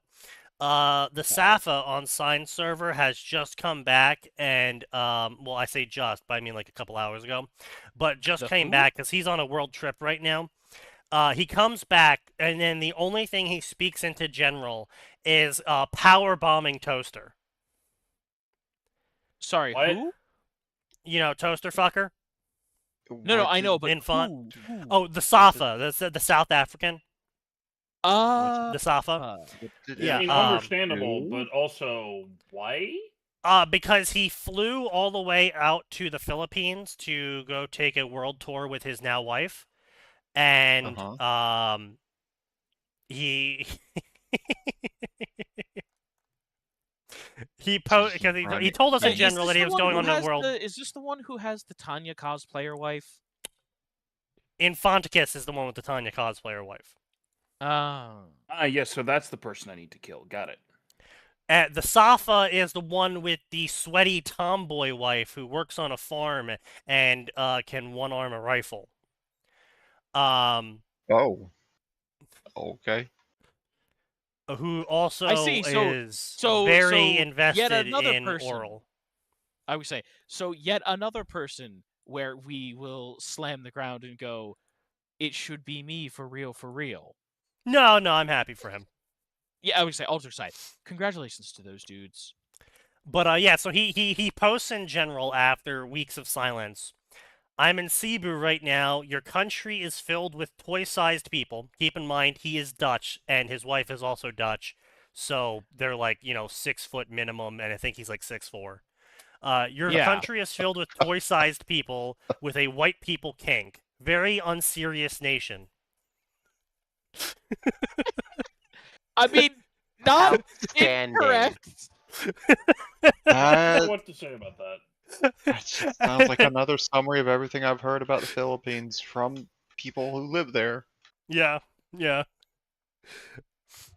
So I respond with, the Safa comes out of fucking nowhere and he opens up with a Pinoy power bomb. Oh yeah, and then that leads into Sign being Sign and not writing his own passwords down or having a password manager because he just hadn't had put it in, and so he forgot his password to his power company account and had to go through the indemnity of calling them and paying over the phone. Not setting up autopay? If he changed cards. His card got canceled because it got stolen.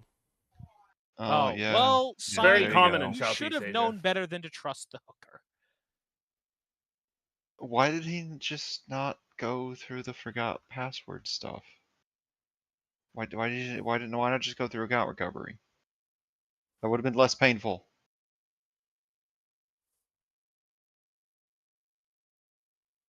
Because he isn't that smart, Max.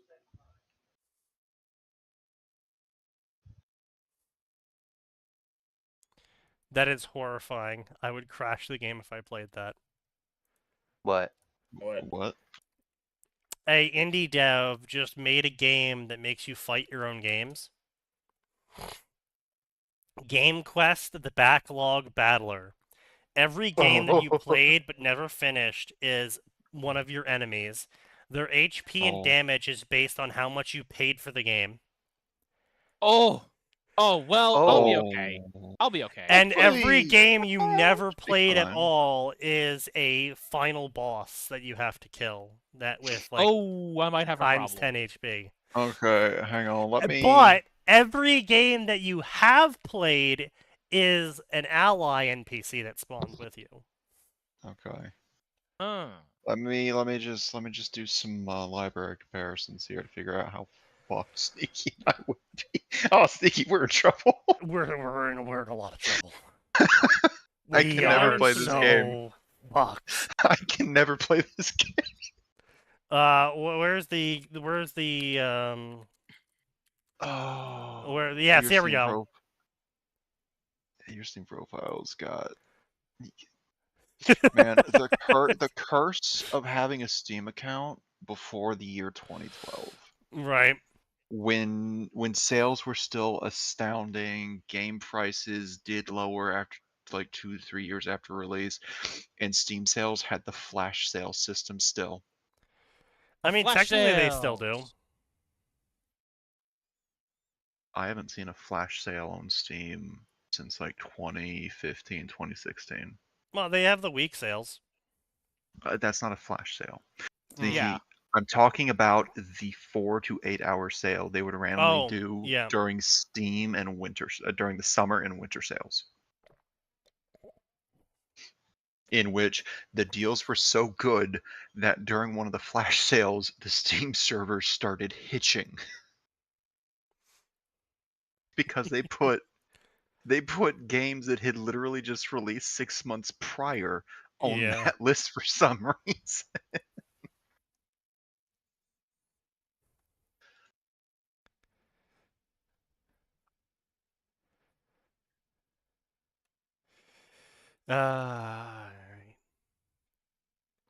Anyway, where were we? Right, Izuku.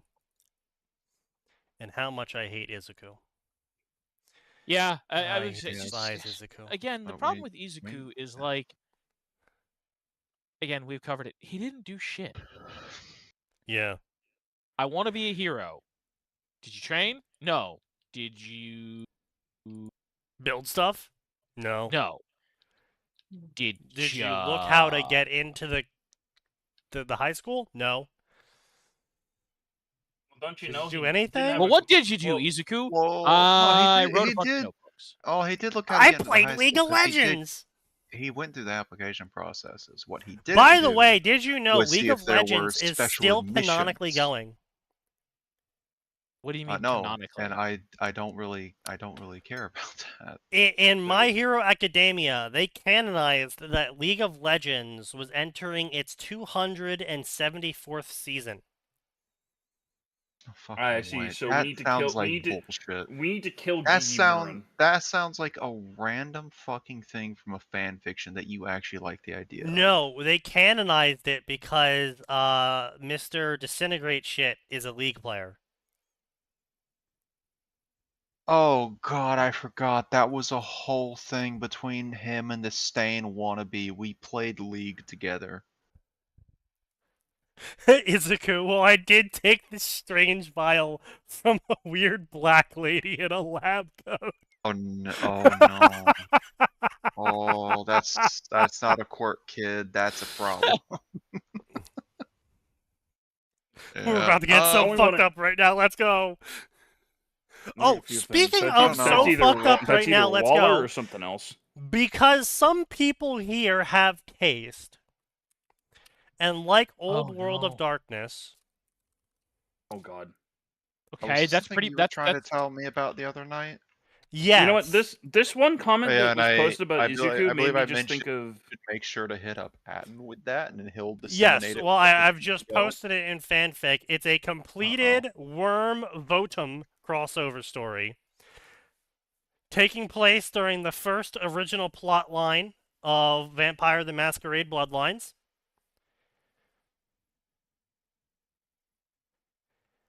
And there is no time skip.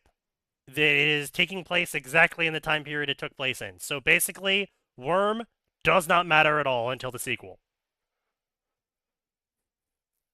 But book one is done.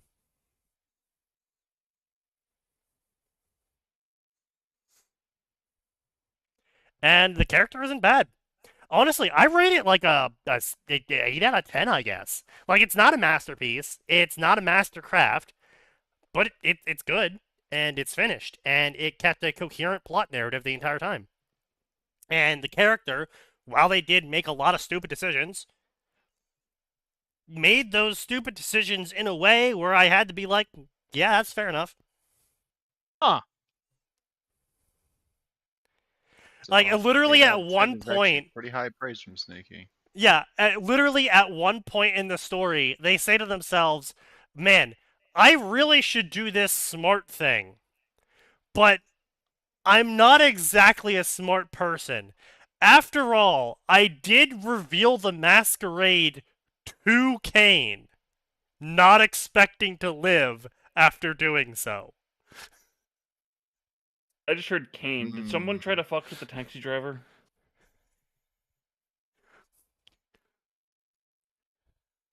Why would you ever go talk to Kane?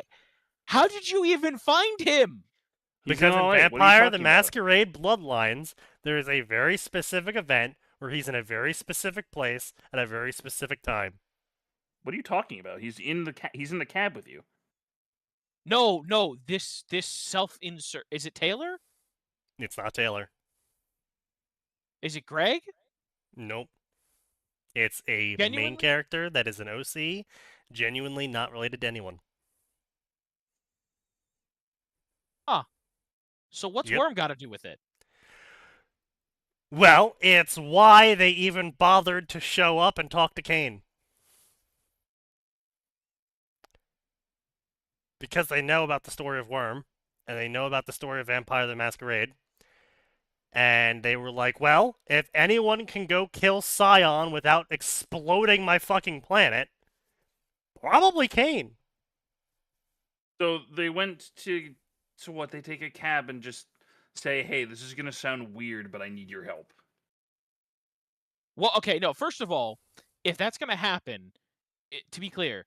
It happens in Chapter 1. Literally the opening act. Oh, boy, okay. I would say, to be clear, you aren't getting in his cab if he doesn't let you. Yes. Yes, that's true. Which, I mean, I guess you could say technically he does have clairvoyance, so maybe he would know what this person's going to be asking, and it's just like, I know why you're here, or something else like that. No, it's not a technically he has clairvoyance. Kane possesses every discipline. I was saying he has every discipline. HP pool, you die. Skill level, you die. I do like that they did that, because that just reminds me of Gary Gygax going, no, this dungeon will fucking kill you. Fuck you. Stop trying to game the Tomb of Horrors. Indeed. But, yeah, honestly, it's actually a surprisingly good story, and it's completed, and you can read book 1 completely on its own and never have to read the sequel. The only reason why you want to read the sequel is to see the main character fuck with Worm. Well, all right then. But in of itself, the first book wraps itself up. Which is entirely Vampire the Masquerade Bloodlines. But yeah. It was a nice little read. He has announced he is working on the sequel. And it's taking a little bit longer than he realized because he decided to do some wiki diving to really understand the power level that his character is currently sitting at, and then realized his character is a little bit stronger than he thought. Well, Vampire the Masquerade tends to have, let's be polite, Yeah. scaling issues. I mean, I would call them difficulty tweaks, but yeah, let's go with that. No, the Vampire the Masquerade is not balanced for combat. The common question on everyone's mind if you're playing Vampire the Masquerade for combat is, why the fuck are you just not playing Werewolf?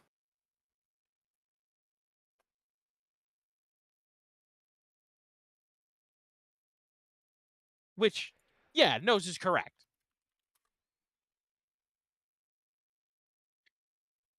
It's just literally just like, go play Werewolf and you will have a better time. Like, I honestly, I feel a bit bad. Alvor had a very serious campaign going. Yeah. Whatever happened with One that? of the to be clear, it's still going, but one character has gone so far down the path of Zemiche, they've started turning themselves into a daemonette. As The one does. nicest guy in the party really likes bugs and is turning into a lawful good version of the swarm that walks sneaky. Yeah. And my character accidentally ended up becoming a member of Organization 13. Oh, of course, as one does. Because I found out guns are funny and there's a really stupid power for celerity where unless people have better celerity than you, They can't you dodge. just Yeah. get to shoot them and they can't Oh, dodge. you became brave. Yep. Okay, I understand. Yes. No, that includes teleporting through darkness and just running up and down sheer surfaces. Do you Yes. also just say really weird cryptic shit to kids on the street? Yes, but that just comes from, Being a vampire. being a vampire. Just randomly go to a group of hunters, fight them, say you're not half as good as the others were. Say that random shit. Say it, refuse to elaborate, leave. Orc meat is technically vegan. That's true. What? Orc meat No? is technically vegan. No, it isn't. Which orc? Orcs from Warhammer 40k. No, I would argue no, because orcs can think and feel. Yeah, but they're still vegan because they're They're plant-based. fungus, though. Yeah.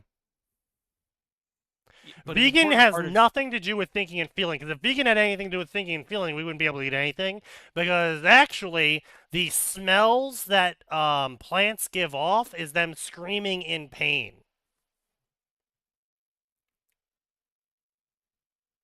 So, when you smell like cut onion, you're smelling the onion scream in pain.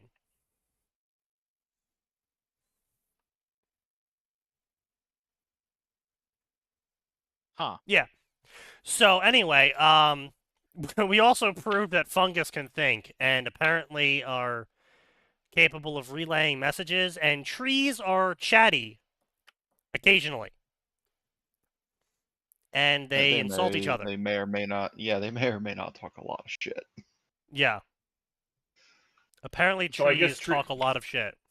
Apparently Treebeard isn't as nature compliant as we thought. Yeah. He's more like Durthu. There's a tree that literally evolved to be lightning resistant, while also putting itself up high enough with a specific vine growing off it that it gets to disperse the lightning to trees around it and kill them. So now it gets more resources. Yeah. Because the jackasses around him are dead. Yeah. Oh, so it's an asshole tree. It's a tree that figured out how to cast lightning bolt. I think. Wizard tree. I'm trying to find the image of the chariot with Durthu in it. I can't fucking find it. But yeah, so anyway, yeah, vegan is specifically just about eating non-animal products, which funguses and vegetables fall under. So technically, I feel like that calculus would change when the fungus becomes sentient. Well, I mean, hey, look, the fungus can play music. Yeah, I would say Fungus FM is real. Okay, so I thought you were talking about Orc Rocker Boys, not actual fungus. Yes, no, actual fungus. Mycelium network. Mycelium actually have a forest network, and they play songs. They talk. Man, Those are you have argue a and fungus complain. podcast. It's also certain forest trees do that too. Like old hardwoods, they form Yes. a similar network. Yep. And yeah. There was another thing. They actually made fungus into processor chips. They made it play music. Well, not only did they make it play music, they rewarded the fungus when it repeated a certain electrical signal, like a logic gate.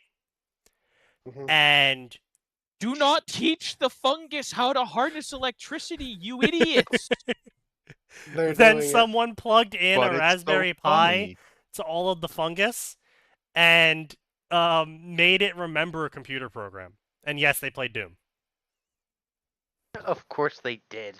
I mean, They This played is Doom such on a human brain phenomenally cells. terrible Well, idea. that's baby shit. It's cooler if you do it with fungus. I'm sorry, getting human brain cells to play Doom is not baby shit. I can play Doom in my fucking head. I knew the brain could play Doom the whole time. No, it's nothing new. Sneaky.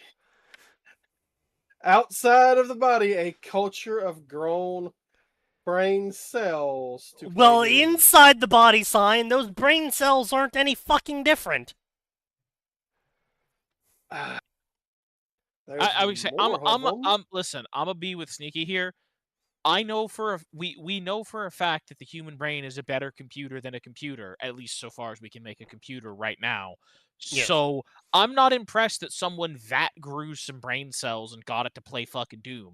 I'll be impressed when they can vat grow some brain cells for me and fix my vision. True. Real. You can't do that, big. actually. We voted Yeah. against it back in 2000, and The Fix Jews are my keeping this brain from you. damage. My actual literal brain damage. I can't prove it yet, but I know the Jews are behind this.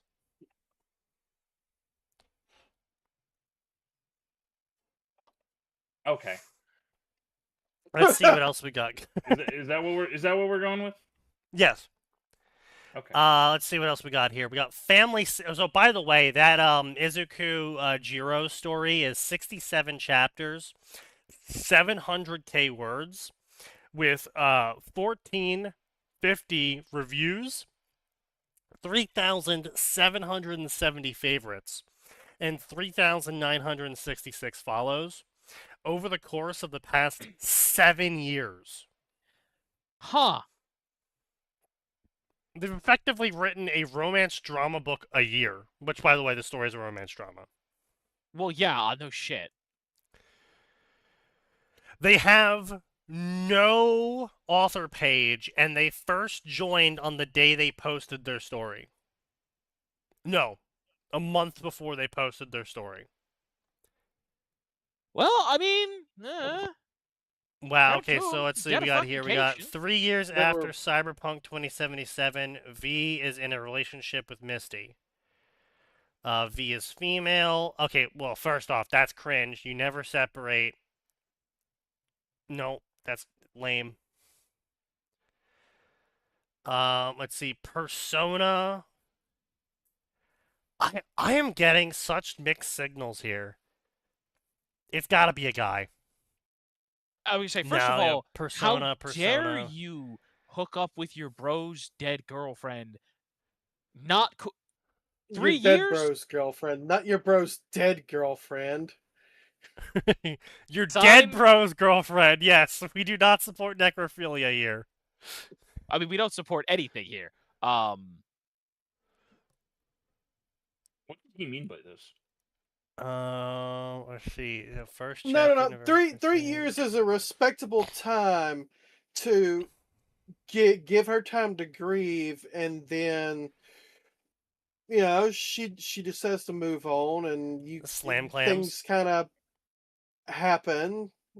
Not when you held his Yes, dying Sneaky. corpse. Actually, especially because you He held his dying died. corpse in your arms. Sign. Yes. No, I'm Yeah. just gonna go ahead and Yeah. say that's off limits forever. No. Let's see, only 9 favorite stories and 4 favorite authors with 13 posted stories and no author page. Yeah, no, I feel like, so they have also FFN in their name tag. I feel like this person is a specially crafted author posting profile and not their real profile, so 2019 is not the day they first found fanfiction. No, that's probably somebody's official fanfiction.net account. Yeah. Not their. Not their real one. Yeah. Not their Isn't real that what account. Sneaky just said? Yeah. Yes. That is what I just said. He just felt the need to reiterate it back to me because it made him feel smarter. Eat a dick. It's an AI. Then stop doing it. It's a pretty consistent habit with you. I see But here. yeah, I just also like of all the people and I say this in the nicest way possible. Misty's a very nice person. I have no desire for a relationship with Misty beyond friendship. Yeah, it's like, I'm sorry, but Crystal Woo Woo girls, I'm not okay with them. No. Like, listen. No. Listen. You can have the disaster fan fiction that is Judy Alvarez. You can have the disaster fan fiction that is Pan Am. Yeah. You can have whatever's going on with the disaster that is just River, and then you can have the disaster fan fiction of Carrie. Which one's the corpo River's woman? the cop. Cop? I'm sorry, talking the about what? The corpo, the None blonde woman. Oh no, No, you can't have a relationship with Meredith. Like you can have a yes, you can. You can no, you can have I was a about to say. fling with her. Yes, you can have a fling with her.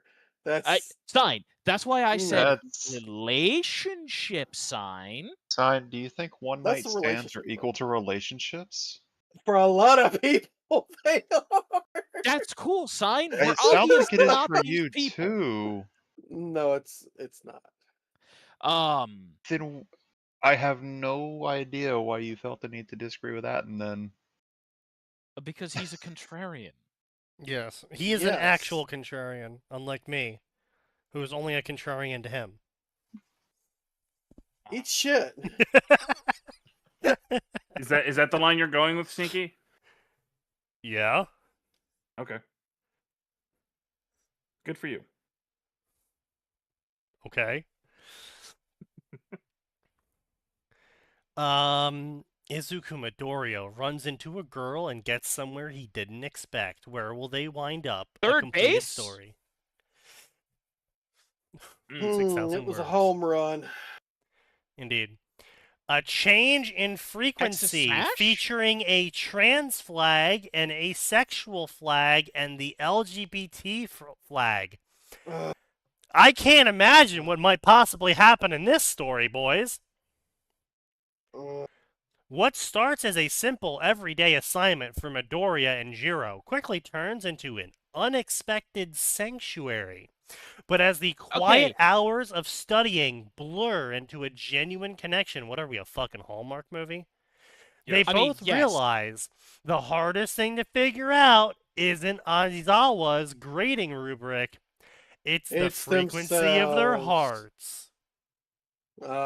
Wait, but this is a straight couple. What does this have anything to do with trans, gay, or asexual? They made Jiro trans. That sounds like the author that posted that to QQ that made Jiro trans. Oh, you know what? Yeah, I remember that one. I'll be writing one-shots and short fics. I plan on doing longer fics in the future. I'm an amateur writer, but I'm giving it my all. First joined in January. Okay. I mostly will be writing MHA unless I get a new obsession. Okay.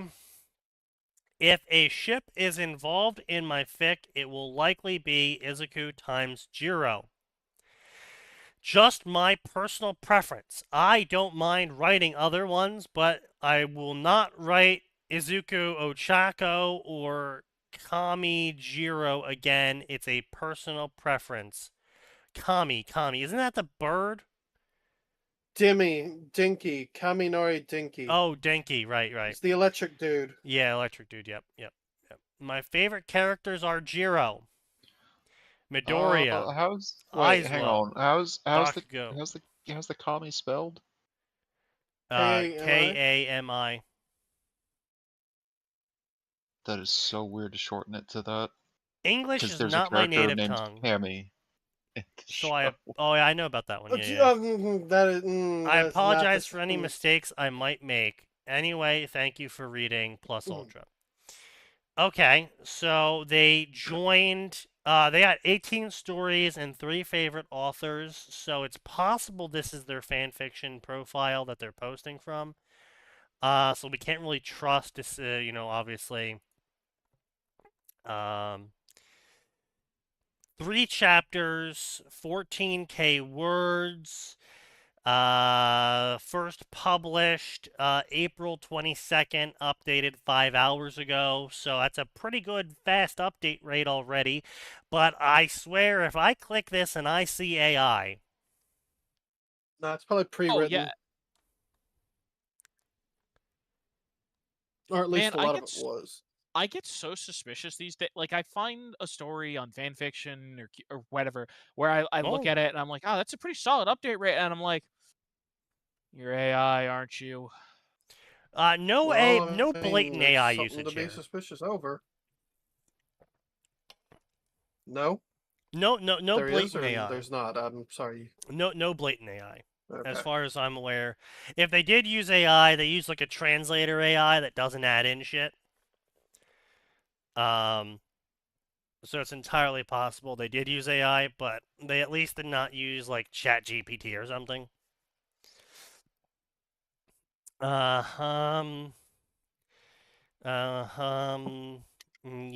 okay. She was gay for the tall girl, but the tall girl was only interested in guys.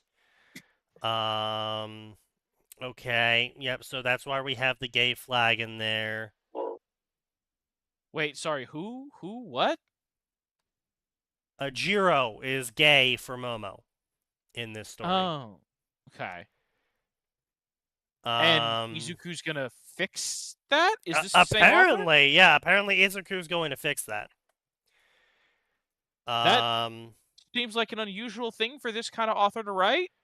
Yeah, they're changing the frequency. It turns out that I wasn't gay. I just needed to get to know the person to like them. Okay, interesting take, author. Interesting take. That's a lot like that one post I sent to Max a while back, where this one woman declared that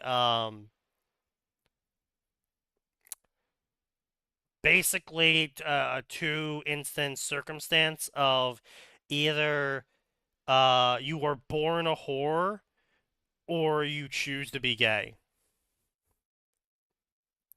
Because she was trying to defend herself being a whore despite being married. Yeah, that by trying to claim that she couldn't stop herself from being a whore. Yeah, Sneaky sent me that like last week sometime, I think. And she brought in homosexuality at some point about it, as like a justification of like, oh well, people are gay, so I can be a whore. Which either implies that you're born a whore or you choose to be gay. It's just like, wow, that was quick. I stepped away for a minute. What'd I miss? Horror gay. That one post from like a week ago.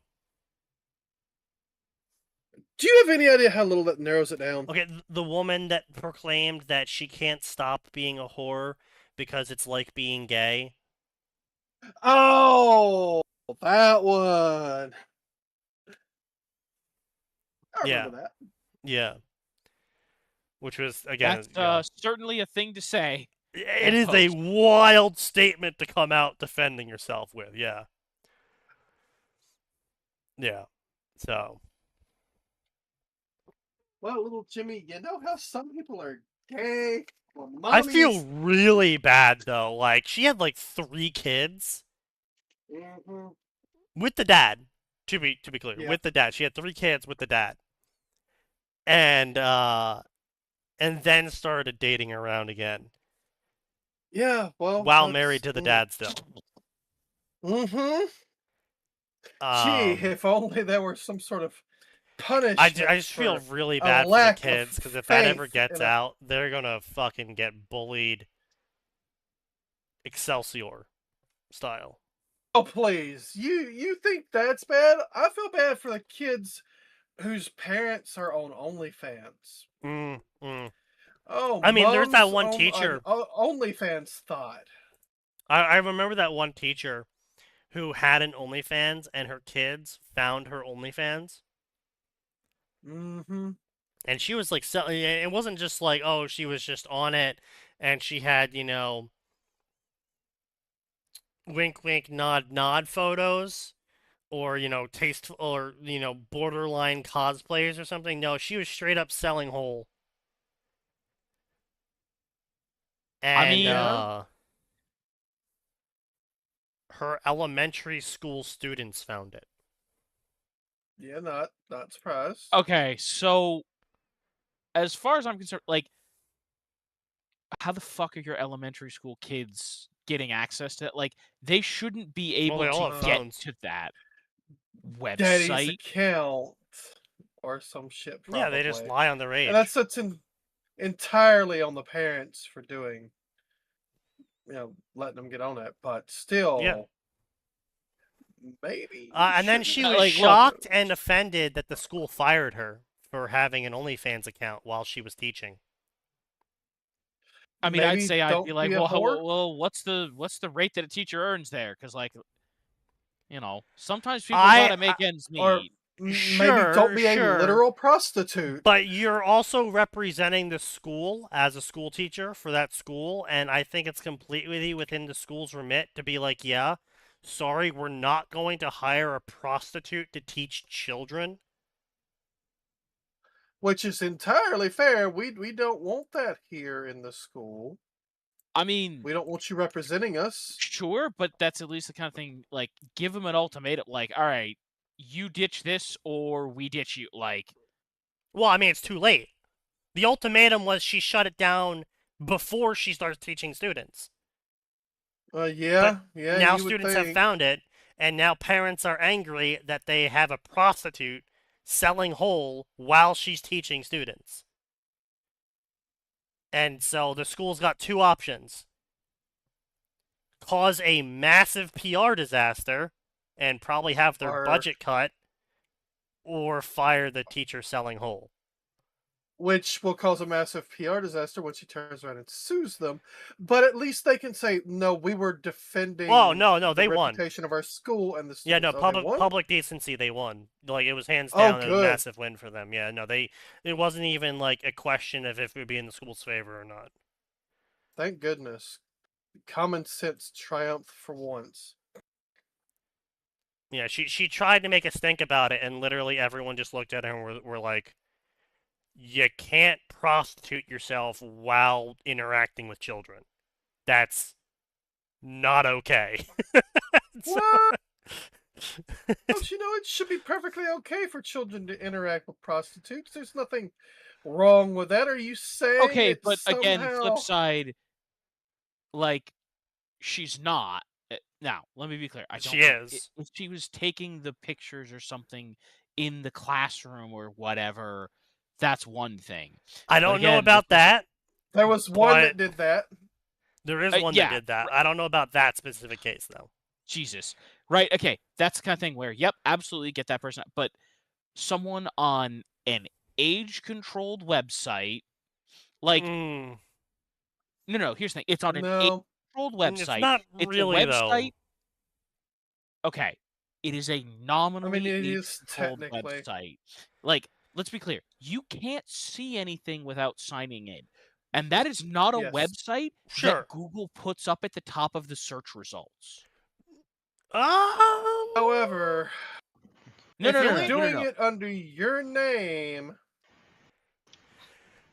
I mean, I don't think it even matters whether it's under your name or not. I think the fact that if you're doing it at all, it should be a major factor. I mean, like it is just it's a massive PR problem.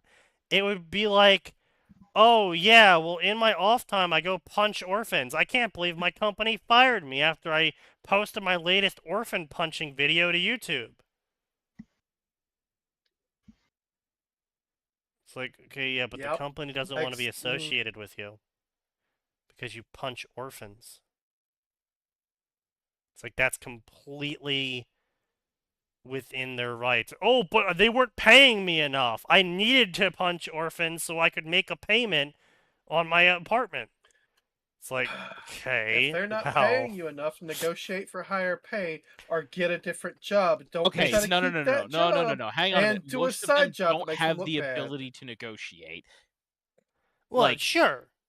Then find a better job. I don't mean that they're incapable of it. I mean, I know they literally can't. Yeah, I know because they're technically public infrastructure. You basically can't negotiate. It is just you get this. Period. Well, no, there's also the statistics of. No, Sign. That's not what I'm talking about. No, Sign. I have multiple teachers in my family. It's straight up just you will be paid this. You have this level of experience, so you qualify for this level of money. Yeah. Sign, it's like, set up in that way. Yeah, it's like airline pilots cannot strike. They actually cannot, because at any point the federal government can simply come in and say, you will receive X. This is what you will receive, right? There is no ability for them to negotiate and play hardball. They literally don't have the ability.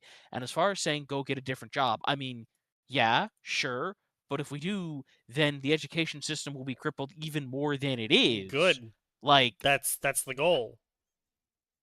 Well, that would actually help things. So there is a thing in a lot of school district contracts, as someone who was in a school district. Oh yes, please. What she did would have likely broken a morality clause. That makes sense. Oh yeah. School districts. Yeah, if there's a morality clause, yeah. Like the one I worked for had a morality clause, and if one school system has one, it's guaranteed there's going to be several others that do. I mean, it just makes sense. It would have been one thing for it to be like, the kids found these. Oh, well, I did that 5 years ago, and I haven't done it since. The internet's forever. Well, I can't get rid of it. Yeah. Then we'll discuss it with the parents. Let them know, hey, she's not doing this anymore, and it's the internet. It's so hard to get rid of anything off the internet unless you are. And I mean, unfortunately, one of the scary people. We'll say it is what it is. But unfortunately, the internet is forever. You should have known that before you started posting your hole. Yeah, just like Joe Baby Puncher probably shouldn't have posted all those videos punching babies. Yep, it's definitely. I know he did it 15 years ago, but it's still out there. He was a teenager and he made a mistake. Well, you should have known that this was going to be permanent. Probably shouldn't have posted it to your Joe the Baby Puncher Instagram. Recording yourself doing it. Cuties in a... But, the people typically recording themselves doing it are not the people smart enough to realize they shouldn't be doing it, so there is a overlap for likes and clicks. Yeah. But like I said, it's just unfortunate, but it is what it is. Internet's forever. Should have really thought about that before you did it. But I can totally understand why a school, even if, someone posted whole 5 years ago, 10 years ago, 20 years ago, would be like, yeah, sorry, we're gonna fire you. Yeah, we can't have your whole posts out in the wild where people can We can't. print one of those out and bring them to the PTA meeting. Yeah, right. Like we cannot have the PR of your whole next to a picture of someone's kid. But Terrible PR. But doing that denies sexual liberation, and that's bad. Well, it's not liberation from no consequences. Yeah, it's not liberation from consequences. But if there's consequences, it's not liberation. Yeah, the women definition of freedom is always a wild one. I can do anything I want, no consequences.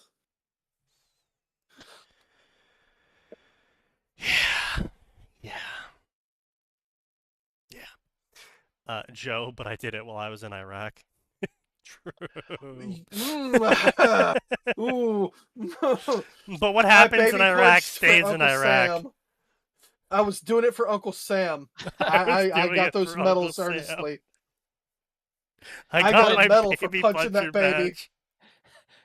But look, you don't understand. That baby was hang strapped. on a minute. Hang on a minute. Let's get it correct. The baby went for a gun. You don't understand. Now, hang on. If we're gonna say this, we're gonna say it correctly. But I did it while operating the Reaper drone. Fair.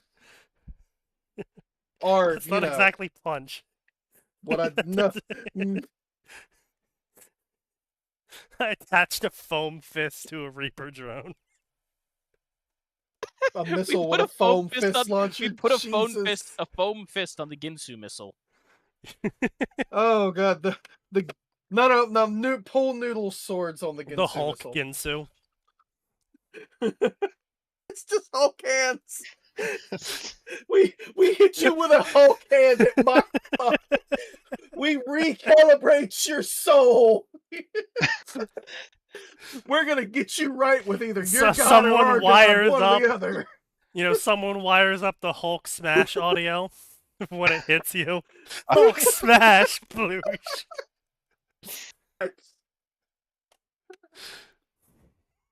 200 pounds of ordnance moving at like Mach 1 right to the body. All we did was put the foam fist on. We didn't put in any explosives. Well, that's what the Ginsu is. No explosives. It's just the mass of the missile. It's gotta be a terrible way to die. Being crushed by a foam fist until it breaks apart and the rest of the missile hits you and impales you. Yeah, but hilarious. Well, okay, but here's the thing. In order for the foam fist to survive that travel speed, we had to make it out of asbestos. Oh, well, if you survive, you're fucked, but... In 40 to 60 years, you'll find out.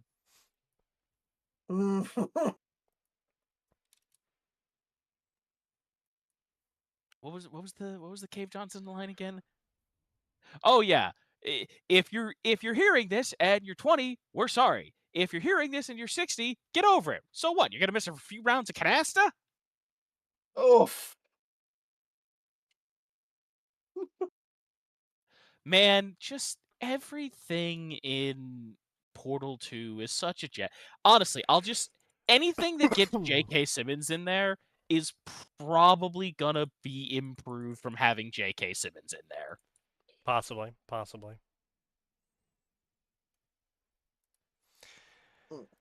But yeah, so anyway, we're just gonna skip the I turned the gay girl straight by being next to her story, and we're gonna keep going. Again, deeply unusual to me that that's what comes from that author. Yeah, it's a little bit weird. It's their only story. Lots of people don't like that kind of thing. I would say, like, yeah, that's generally. Oh my god! It is literally just the Naruto Orochimaru Hokage story Huh? that somehow results in gay sex. That's definitely by a woman. The What? Resistance. AFO has won. With the destruction of UA and several pro-heroes, he has taken control of Japan. The survivors of Class 1A have fled the battle under the instruction of Aizawa and are now on the run. But Bakugo Katsuki does not intend to let them run forever. He will fight, and Class 1A will band together to fight alongside him. But Izuku doesn't believe this is the way of a hero. Eventual butt sex. What? Bakugo fucks Deku. Okay, that's a great thing to come back to. Excellent. 40 chapters, 175k words. Somehow this story has only 5 favorites. I can't imagine why. But yeah, like I said, this is literally just the Orochimaru AU for Naruto, where Orochimaru gets named the next Hokage, and it's like, oh yeah, he takes over the village and he's evil, and the Konoha 13 have to run away from the They village. turn it into the village hidden in the child experiments. Yeah, basically. You? I call it the what the fuck is it with the what's that explosive armor that they put, the ablative explosive armor they put on tanks? Oh no, ERA? Yeah. ERA. Explosive I reactive call it armor? I call it the BERA. It's made of babies. Baby reactive armor? God yeah. damn it. Babies strapped with claymores. Really sneaky. That's like Orochimaru in a nutshell, though. Did you know that even most ninja will hesitate to attack a baby that has an explosive tag on it? I'm gonna be honest. I think depending on the era of Naruto's history, that is a false statement. Very true. The entire clan, I mean, the entirety of the clan wars, no, everything I before. think what makes them pause more is the explosive tag, not the baby. Yeah. Did that guy strap explosive tags to himself? I mean, they're technically babies? strapped to the babies. Interesting. Honestly, I also see this style of armor phasing out real quick when, like, okay, cool. Well, here's another explosive tag attached to a kunai. We're just gonna detonate all those. Just the chain reaction going. But you see, Max, if you strategically detonate the children one at a time, you can reject the kunai. I reject your kunai and replace it with a baby. God damn it. I cast summon baby. This might be one of the most unhinged conversations we've allowed on this fucking. Look, now forbidden Uchiha jutsu, babies, so you're not baby gonna do armor. shit about it.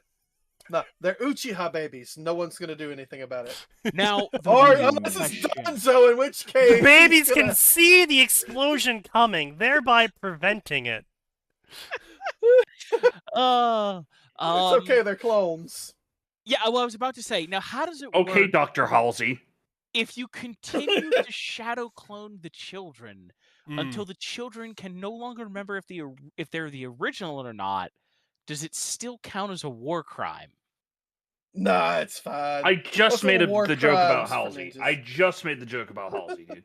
Anyway, the power behind man. the symbol. No, wait. Okay, hang on. I kind of want to see Halsey in Naruto. Oh, by the way, in case anyone was wondering, the gay butt sex story that updated super fast, it's of course AI. Yes, of course. Of course. Of course. Halsey and Naruto is just gonna be Orochimaru's wife. But that's what I'm saying. Like, I want to see Halsey. I want someone to just make comically, even more comically evil Halsey, and just be like, finally, a place that respects my desire to turn children into warriors. I can do all the unethical experiments I want. Meanwhile, Orochimaru over here. Okay, look. Slow down a Questioning his little life. on the babies. Questioning his life decisions. Orochimaru Yes. in the corner. Are we the bad Am I guys? the bad guy? No, no. Halsey exists. No, she's the bad guy. I need to be more evil. Halsey is beating me in this department. Halsey's speedrunning No, the ninja. Halsey is speedrunning the admittedly very short list of ninja war crimes. The admittedly very short list indeed. You can help she by put expanding. lead in their water.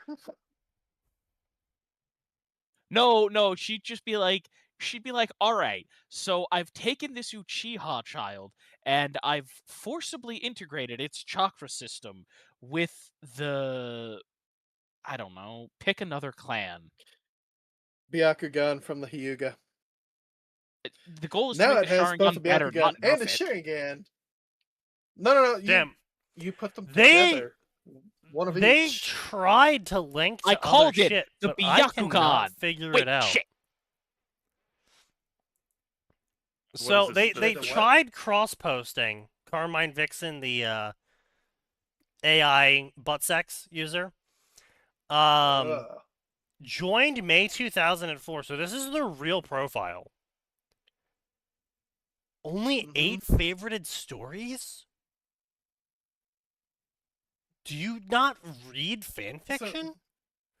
No. That just means they don't add favorites. They keep them somewhere else, like their bookmarks or something, or they just don't favorite things. That's so weird. I have a very limited The number whole of point of favorites. having an account is to fucking make favorites. I have a fair number of follows, not a lot of favorite. Like for me, That's fair. I don't put something in favorites until either until I have finished it and I'm like, shit, man, I really dug this. Go ahead and mark off female author syndrome. Sign L, of course. What the counts? Patreon. What did I get the L for? I was asleep for half the damn podcast. Yes, exactly. You got the L because of what happened earlier in your server. What happened earlier in my server? I forget. So I'm do we hoping have either Aura chat or you will GPT remember yet? for me. Because we had Oh, a- yeah. Go ahead. Yeah, obviously, We've go absolutely ahead. got and- chat. Oh, Yeah, do we have bad grammar yet?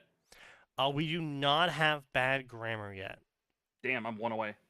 Ironically, everyone's thanks using to AI for ChatGPT grammar. being used.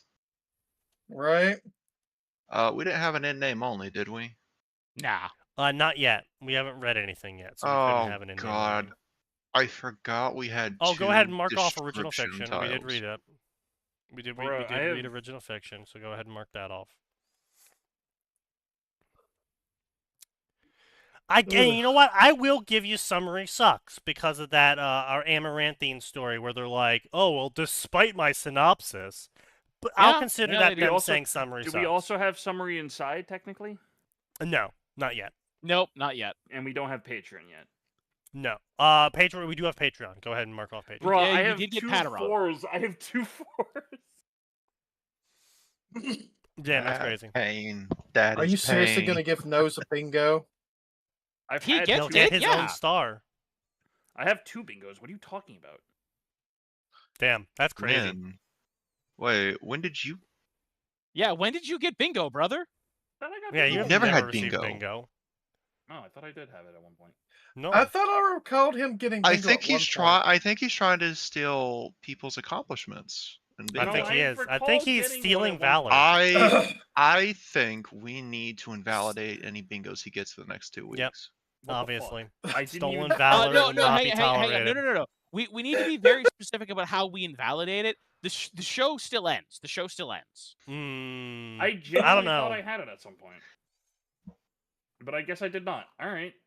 Max, why What? have you done this? Yeah, Max, why did you The have... power behind the symbol by One Batman? Piece fan. Is that actually the author's name? I mean, his real name is Rhea D. Lawless, but he's a One Piece fan. That's probably it's probably a One Piece fan. That's either Yeah. a One Piece fan or a Dota fan. No, it's D period. It's absolutely a One Piece fan. That's One Piece fan. Okay. There is another side to Izuku Midoriya, the side that was never shown in the anime. A side that makes him frighteningly similar, and yet so fundamentally different from a demon lord. Their mannerisms, thought process, and presence being identical! Yet, their goal and power couldn't be further apparent. Someone check Sneaky. He's seeing fairy godparents. AFO wants to ruin the world. Why do you keep Izuku doing wants to that? protect, He's or Because better. Yeah. Sneaky has decided that randomly capitalizing a single word means it's actually been caps locked for some reason. Yeah. Yes. Well, I don't know how why do he I fucking decided pronounce that. a word otherwise? They're obviously putting emphasis on it, so Stress how it, else am I don't supposed to yell it. emphasize it? Yeah. Well, Stress no, they're it. not. Stress They're it, don't no, yell they're it. not. They're not stressing or emphasizing it. They're making it a proper noun. Get it right, Sneaky. Okay, well, they're making it a proper noun in the yeah. wrong fucking spots. Well, then I pronounce it know, like a but you proper don't go noun, around yelling obviously. people's names. Yes, I do. At least I really hope you don't. No, You don't Atten do can that in public. absolutely You know what? He confirm does. I did go running around yelling He people's did, in names. fact. I remember having a conversation with him, and mid-conversation, I just turned around and go, Angelo! And shouted across the entire fucking campus. Didn't Angelo hate you for doing that? A little bit, yeah. Yeah, you've shared that story. Oh. So yes, Yeah. I do in fact shout names. He does. Mastermind, I'm sure influential cashiers love Izuku. you Like, so are much you for really protecting them gonna with their write name. a Mastermind Izuku story with 2K word chapters? Yes.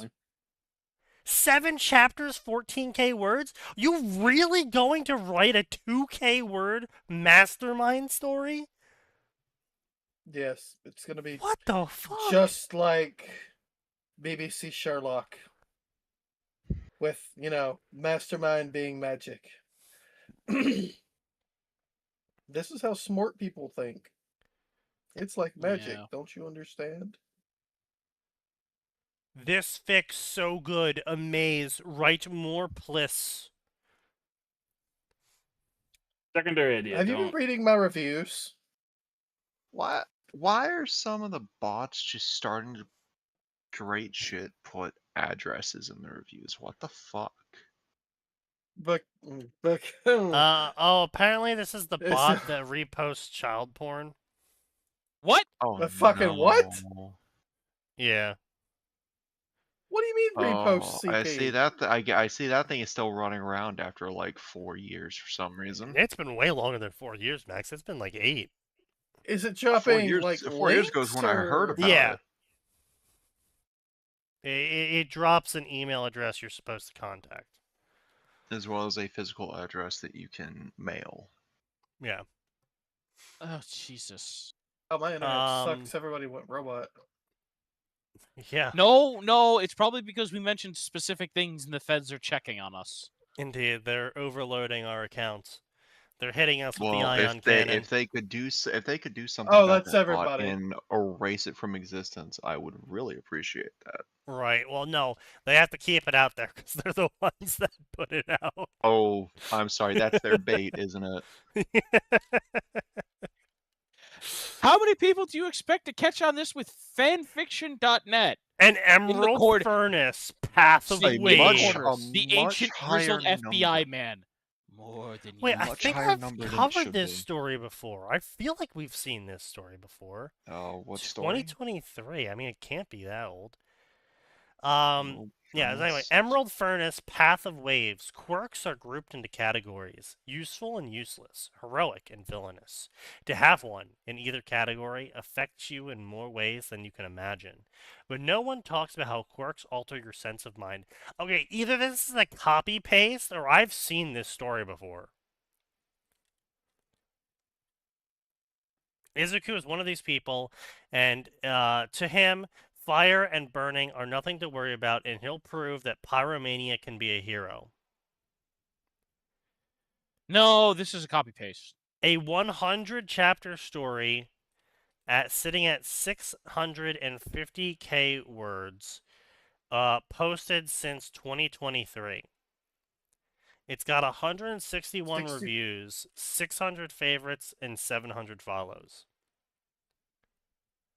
That review count seems low. Seems really low for a 100-chapter story with 600 favorites. Yeah.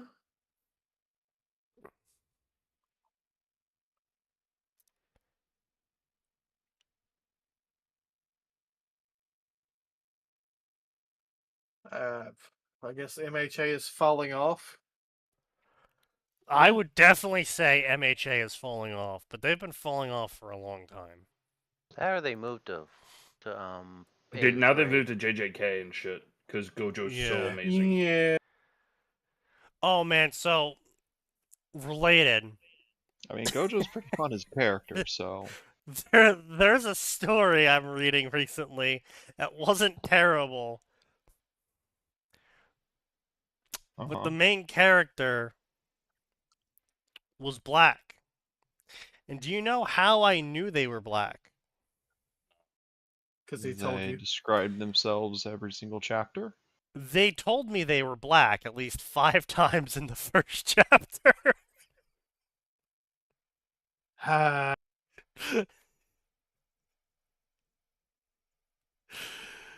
I mean, other than that, the story was actually surprisingly good. But yeah, it was, and then the author would occasionally reference it, of like, oh yeah, I'm black. Isn't it weird that I'm black? It's like... It is entirely possible to write a story without actually describing the main character as any specific race. Yeah, but you don't understand. Okay. It was a black guy in Brockton Bay with an Asian name for his cape power, which turns him into an Oni. God. Isn't that weird? Okay, Yusuke. Isn't that quirky? Yasuke, I'm sorry. No, fuck off. He should have been called You can Yasuke. hear hip hop the have moment he actually pulls out been his sword. That would have been actually hilarious. See, you honestly could probably write like a Monty Python-like story using like between Chaos Gotcha and a black character of like you get like the background music free pull, right? And it's fucking hip hop songs, and it's like it's 'cause I'm black, ain't it? Yes. This is racist. Look. I'm sorry, there'd be too much Uncle Ruckus in there and it'd get me banned. I know. We would have to rely on someone like Infant of all people to write it. Infant could do it. Infant could get away with it. Oh god. So there's a lot If Son of was jokes doing you it, can he was make being with it. racist.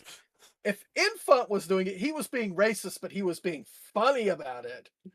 But yeah, like there was a couple moments in this story where I just had to roll my eyes. Like he got a ticket because it was Chaos Gotcha. Couple. And the reason why I brought this up was because he kept making JJK references because apparently that's the new Hood anime. What is, sorry? JJK. I mean, that's fine.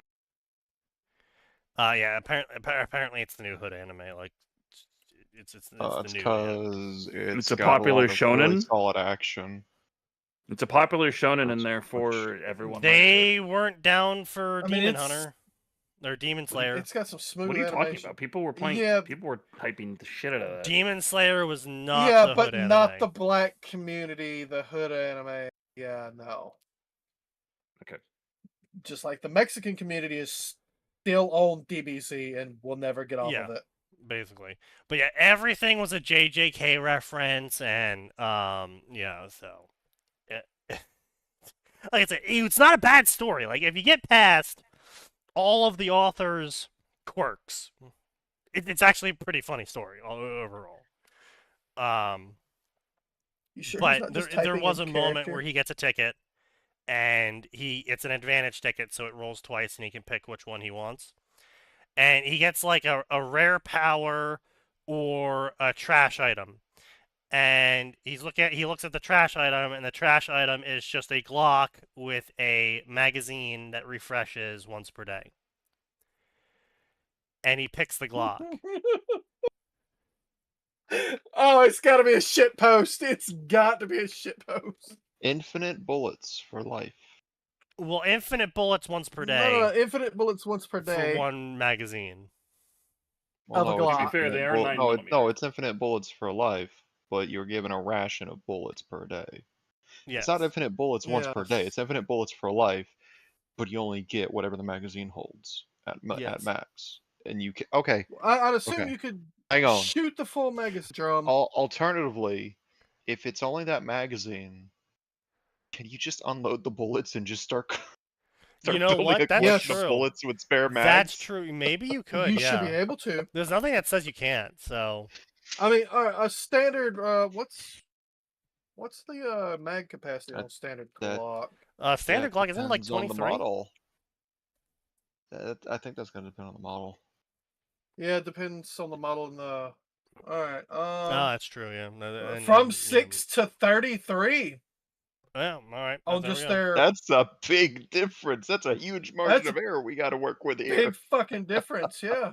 And then there's the 100-round 9mm drum magazine, of course.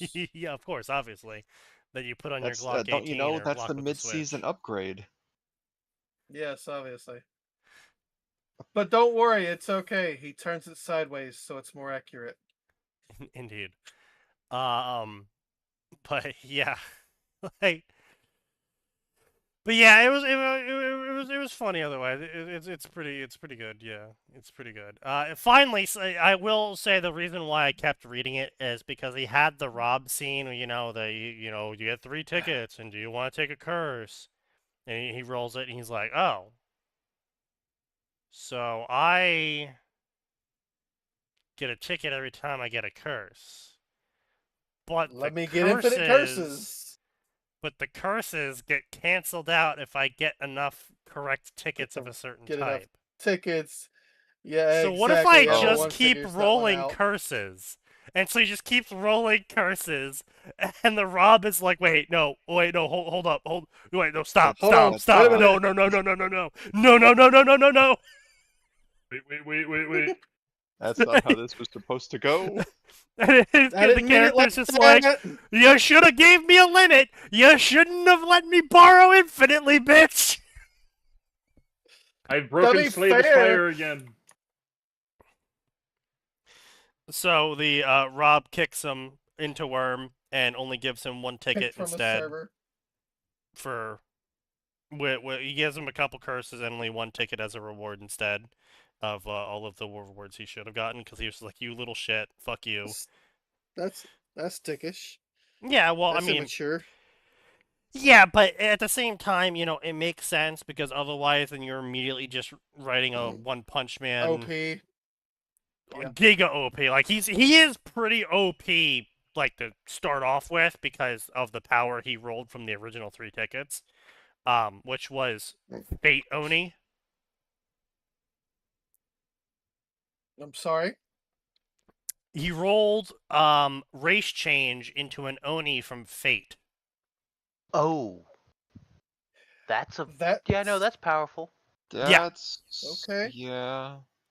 Mystic bullshit and basically superhuman constitution. Yeah, no, that's a very powerful package.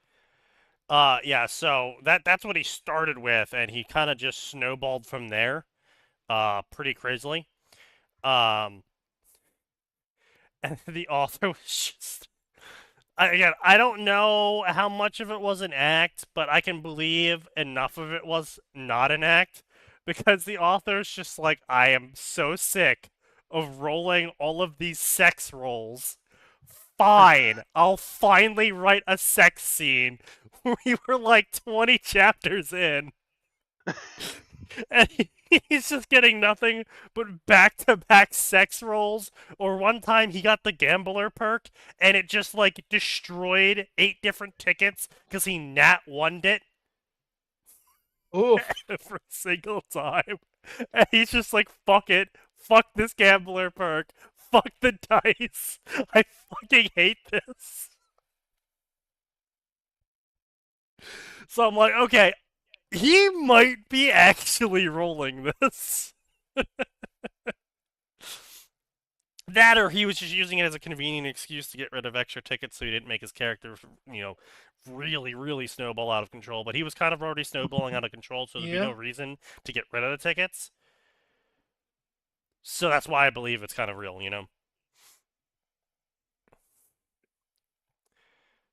But, yeah, so it's a decent story. Let me see if I can pull it up here real quick. Actually, I'll post it. Let's see. What was it called? It was called Where the Hell Are All the Worms? That's what it was called. That's crazy. Two solid story wrecks in a single stream from Sneaky. That's well, I mean, that's pretty what happens rare when you let thing me to ramble. happen. There's a lot of things that happen when I let you ramble. That's why I don't like letting you ramble sometimes. That's, you know what? That's a fair enough. That's fair enough. Yeah. Yeah, that's fair enough. Let's see here. Oh yeah, of course. If no one's reading it, I would have obviously always recommend. Silent Fox is once again writing a story, this time in Warhammer 40k. Taking place in the same area. That the rogue trader story takes place in. Oh, nice. I haven't had a chance to read it. Well, it takes place about 100 years before the rogue trader story, so you don't have to worry about any of the plot happening. Shit. Yeah. It's basically a completely original 40k story that you can pretty much believe would happen in 40k, except for the part where Chaos Gotcha is involved. I knew it. Chaos is involved here. Oh, does he play it now, straight with the Chaos Gotcha? No, it's Chaos Gotcha. So the caveat to this story is that he is actually hard capping the rolls. He can't get anything higher than Diamond, so he can't actually roll anything that's actually God tier. He just actually has to munchkin his way up there. Another thing is that it has to be rewritten to be flavored as a 40k styled theme for the roll, and if it can't be rewritten that way, he re-rolls it. He can't re-roll duplicates. And yeah, that's about it. So everything has to make sense within 40k unless he can't make it make sense, and then he just skips that roll and tries a different one. So it's actually been pretty good because the power scaling has been kept reasonable. And it's Silent Fox. And when he's not writing really weird porn, he writes really good stories. Pokemon. You mean when he's not writing Pokephilia? Yes. Well, he's also decided to include some biblically accurate cat girls in his story that he has sex with, and you can just skip those sections, though. It happens like once. He actually made the cat girls cat girls. Yes, okay. He made them very cat girl. Yes. He made them cat girls before he found out that cat girls in 40k are actually just kenomimis instead of biblically accurate cat girls. No, I thought there was a sliding scale in 40k as far as that went, where they were never canonized. We don't know what they are. Yeah. So you could. That's about it. Say whatever the hell you want. The only canon picture we have is one where they just have ears and a tail and claws. That's just There is no canon picture, I don't think. I thought there was. I thought we only had like one picture. No, there are no pictures. Okay. Yeah, Any so pictures you basically see of all of the felonids pictures are we have fan are old. interpretation. Yeah, or old. Because I know they were in the original. They just never were brought forward No, with later Atton's editions. not here for this, but that was a fan edition. It's like a reward they let a fan do, and then they did nothing with it aside from, yeah, felonids right, exist, and that's all we're telling you. That's fair. They stuck it on a random planet in the middle of fucking nowhere and went, okay, And we did it. We honored our end of the deal. Fuck off. They are approved by the Imperium as abhuman instead of mutants. So they would fall under the same thing as an Ogren. That's all you're getting. We never said we would actually incorporate it into the lore. Ha ha!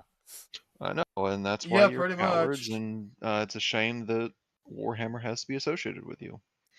Because you actually lack creativity. I bet it was one of the devs got pissy about it. Well, I mean, it was a long time ago, as far as I'm aware, right? Like this was quite a bit ago. That right? I don't know. That, like I said, this is where Atten would come in handy, but he walked off as he is wont to do around this time of night. 240K. Well, then we'll just have to use the second best thing, which is doesn't AI. have a dog. What are you talking about? AI. AI. Oh wait, no, you're the one with the dog. Yeah, I'm the one that sometimes has to go walk the dog. Yeah, so the only appearance of cat girls ever mentioned there you go. was in the 6th edition rulebook in 2012. Oh, sorry. Is this about Carlos? Is this about the planet of Carlos McConnell? Yes. So to be clear, no. They have shown up more than just in the 6th edition rulebook.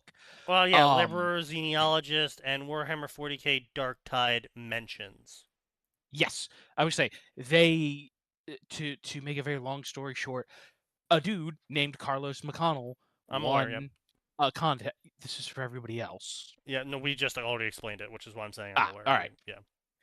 Yep. So he won the contest. Good for him. But yeah, they are canon. They exist as Imperial Guard auxilia. Supposedly, the claws can cut ceramite. Space Marine armor. Yeah. Citation needed on that one, but yes. Yeah, but like we don't actually have any official. We don't have any official pictures of them, though, do we? Like every picture we have is fan they have fiction. very specifically never given any pictures of them. Right. So, like, they could be Japanese Neko to Thundercats. Yeah, well, so I was telling the story I just posted as well. It was by Silent Fox. He's included both versions in his story, and he fucks both of them as well. Yes. But when he's not having sex with weird animals he found on the side of the road, it's actually a really good Warhammer Rogue Trader story. Of course it's a Rogue Trader, which, I mean... It's a Rogue Trader. I mean, from an objective standpoint, if I knew there was a race of cat people whose claws could, if not cut through, certainly fuck up ceramite, I'd be like, I do want some of those on my staff for utility purposes. Yeah. Think about it. You'd never need a can opener. Indeed. How very British. I mean... Not to mention, it'd be really funny to fuck with all of the Ordos Xenos Inquisitors. Be like, this man has an entire ship full of felonids. He must be one of those degenerates. Comes in and they're all in guard fatigues, drilling. What the hell is he doing? Dude. Hello, Inquisitor. As you'll see, I'm preparing my forces to help defend the world you're currently investigating. I believe this would be an excellent show of good faith to the Imperium. Okay, how many of them I was going to say, he just has a shit-eating grin the whole time. All of them. They're all females. Every last one of them. But yeah, so he does... It is a good story. I do recommend it, and he's written actually 500,000 words now, I think, on it, and something. Oh, jeez. On there. You know, Yeah. I'm starting to reach the point with like my tabs where it's like, God damn it, I might have to actually make an account for this fucking website and try to figure out how to get updates on just those stories. So actually, I can send you the guide that I use to make an RSS feed. Okay. Well, because there's QQ and then there's it takes anything with RSS feed. Okay, and then space. God, I fucking hate space battles. Yeah. Yep. Yeah, I hate the fucking alert system as well for QQ and space battles because it basically it's anything that's been over a threshold, and then they later allowed you to set it, but it has to also be a thread mark, but it's not always consistent, and you don't always get the alert, and it's just like, okay. If the author makes a post and then turns around and thread marks it after because they forgot, you're not getting that. Yeah, you don't get that. Yeah, Unless if they it's don't above the thread mark it with threshold. post. I loved looking up the things XCOM 2 is no longer allowed to do to figure out where the fuck it went off the rails, and then I just couldn't find anything because Space Battle sucks ass. Yep. Okay, yeah, I was right. He actually did just hit 50k words in 37 chapters. Huh. It is crazy. Silent? Yeah, silent. Yeah. This is the longest he's gone on a story. Oh, see that I don't like. I don't like that. hearing that. So, okay, no. So the story behind that is we talked about it when Silent was on, but I'll do a quick refresher is he wrote a Don Machi story featuring Tanya, and that brought in Don Machi viewers and Tanya viewers, and Oh, both was of this them the aphrodisiac one? Yes. Yep. Yeah. Yep. Okay, not like that one was fucky. Like, I get why people were like, "What the shit, dude." Well, I mean, they were also being obnoxious before that, where they were trying to do that classic Space Battles competency gaming the system thing of like, oh, well, I'm just going to strawman how the Don Machi system works, and then I'm going to explain how I'm going to munchkin this strawman of a Don Machi system. And then if anyone argues with me, they're clearly wrong, and I need to argue with them for the next 20 pages. There was a lot of that going on, and a lot of people were harassing him about like who is Tanya going to be paired with, and there was a lot of people harassing him about who Belle's going to be paired with, and there was just people harassing him in general before all the aphrodisiac thing boiled over, and then that's when everyone got involved when the aphrodisiac thing happened, so he scrapped that story, and then he tried writing a pokophilia story, and I'm sorry, a what? Pokophilia. You know, You where heard you him. fuck the Pokemon. There's I no thought laws you against said fucking the Pokemon. necrophilia, and I was like, "Excuse No. me." No, just hang just on. Pokemon. God, getting phone calls. But yeah. So he did the Pokophilia story, and then that eventually closed down because of harassment as well. And then he tried writing Tanya in Night City, which was another fantastic story that he also ended up dropping after like 10 chapters because of harassment. More as than well. that, it was a lot, and yeah, they harassed him for some stupid fuck ass reason. I don't even know what set them off this time because it was great. Yeah, there was nothing wrong with that story. They didn't even have sex yet, as far as I'm aware, right? No, that's what it was. That's what it was. The sex. I think they were trying to harass him into getting Tanya the Fuda mod so he could fucking impregnate the hot Right, it redhead. was the Fuda mod. Yes, that's because what that was. exists canonically, and it's a thing that can happen, and you should totally do it while she's getting her body mods done. And he was like, no. That's and got tired of it. Christ. Yeah, that's what it What is it, was. the Mr. Stud or whatever the fuck it is? Midnight Lady. But no, they were trying. No, to Midnight Lady is the Vag mod. Yeah. It's the one Lucy has. As far as I'm aware, Tanya was going with pure bio mod, so they just wanted a straight up cock. Yeah, that would make sense. And they wanted him to trans Tanya. Effectively, since it's a pure bio mod in this case. Because once again, everyone was self-inserting themselves as Tanya and then being like, ew, icky, why is Tanya being a girl? Why aren't you doing the thing I would do? Is there any bad grammar here? No. No, there's no bad grammar here yet. There's too many chat GPTs. Need that in summary. Please, I beg of you. Trigger warning! This is a shitpost fanfic. Do not expect detail with characters. However, that does not mean this fic will have bad grammar. Damn, Nose, you're being called out.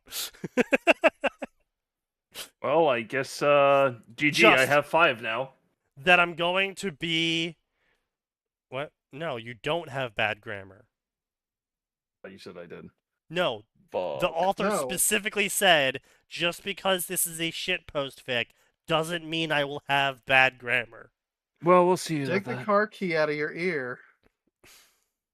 I definitely will be writing a more confident Deku that is more feared because of his influence and powers. I decided to write this because after failing to look for Mastermind Deku fics to satisfy my want for Manipulator Izuku, I mean, honestly, fucking UA Civil War will still stand above everyone. Like, that's such a good-ass story. Isn't so that sad. the one with the weird, with the weird sequels? Scene? You had a weird sequel that was the weird locker room scene where they all suddenly turned gay for Izuku was the Izuku as Leviathan Worm story. Where it's MHA. Why do I have to come back to be reminded of But that? he gets Leviathan from Worm as his power.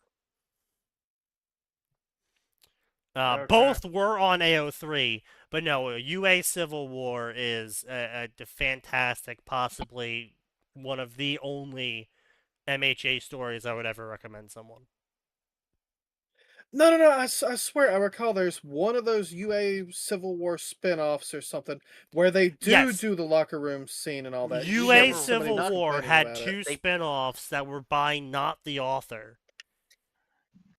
And one of them was where they all pretended to be gay, and they accidentally found out that actually they were all gay. Yes. Yeah. Yeah. And other girls that was squealed really the over worst it. it really got. Yeah. There was no scene. At least none of us actually read it enough. None of us actually read it to get to the point where there was a locker scene. But no, the locker scene that I specifically have talked about before was from the Leviathan story. Okay.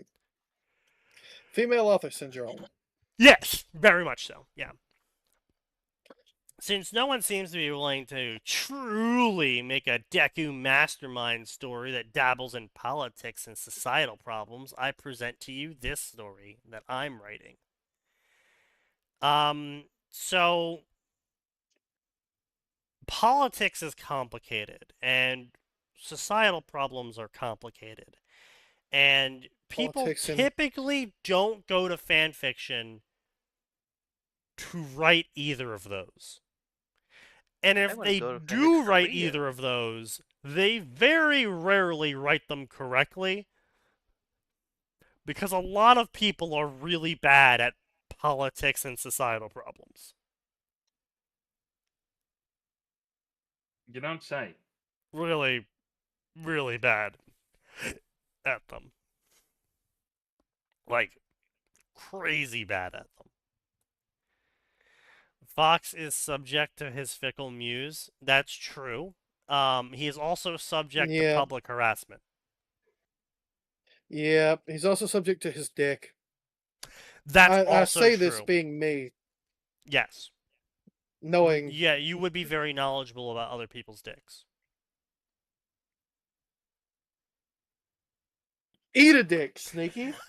You walked sign. You walked.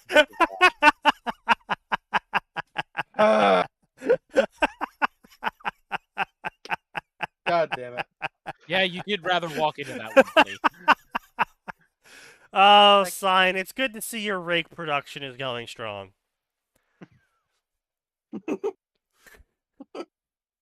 Gotta rake up those L's somehow. It was discount day at the rake factory. Indeed. Sign when he walks into the woods. Indeed. Indeed. Hold on. I have a fantastic idea. Hold on. I have a great idea. A great way to Sneaky end had out a the wonderful idea. This was a night. terrible thing. It's a great way to end the night. Oh no. No, this is gonna go great. Oh, here we go. It's gonna be some shit.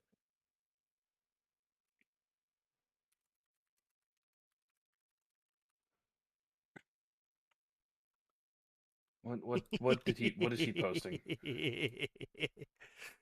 He's gremlin laughing. Why is he gremlin Oh laughing? no, that's the worst. AI makes me unstoppable. Oh god. Oh no. It is crafting my Do I want to do image. spaghetti or finish off the Ah, rest of my queso? amazing. Well done, AI. Truly. Oh no. This is This what is gonna be science awful. front yard looks like.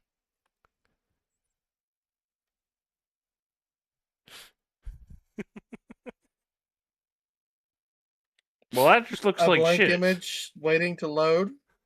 Yes. I mean, I feel like you could God have damn, posted that's the a sideshow. huge fucking image. You could have just Ah, posted the the Sideshow sideshow Bob Bob gif thing. and have it the exact Yeah, same yeah, effect. sure. I could. Yeah. But I posted that one before, and I wanted to do something new. Fair enough.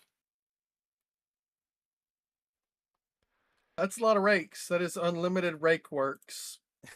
Unlimited rake works. It makes the This enemy is what lose. this is what Canada actually believes. Yeah, that's what they fear the most. Day of the rake. Day of the rake. Day of the rake. Day of the rake. Super effective against Canadian heroes.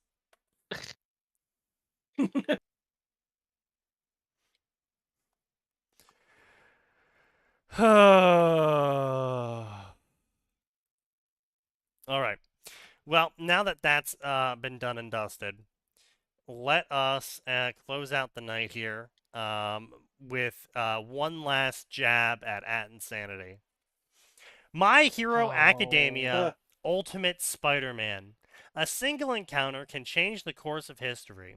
When Izuku Midoriya fails to pass the UA exam, his despair knew no bounds. However, when he comes across a child in need, his fate changes as it leads him into an encounter to become a science experiment of a deranged doctor and bitten by a radioactive spider. That sounds fucking dumb, but okay. Is that an Izuku flavored? Is that wait? Is that fucking Token's outfit? Miles Morales, probably, yeah. That that's is one of Miles Miles Morales' outfits, yes. Actually, that may just be Miles' model that's been recolored. Yeah, I was about to say, I think it's just a recolored Miles model. Yeah, that is. I take it back, that absolutely is.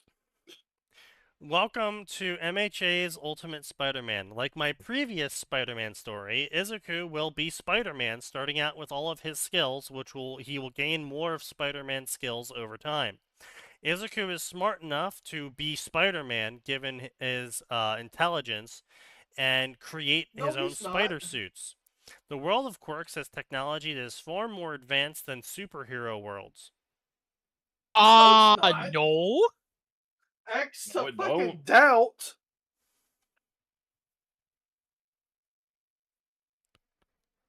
What are you talking about?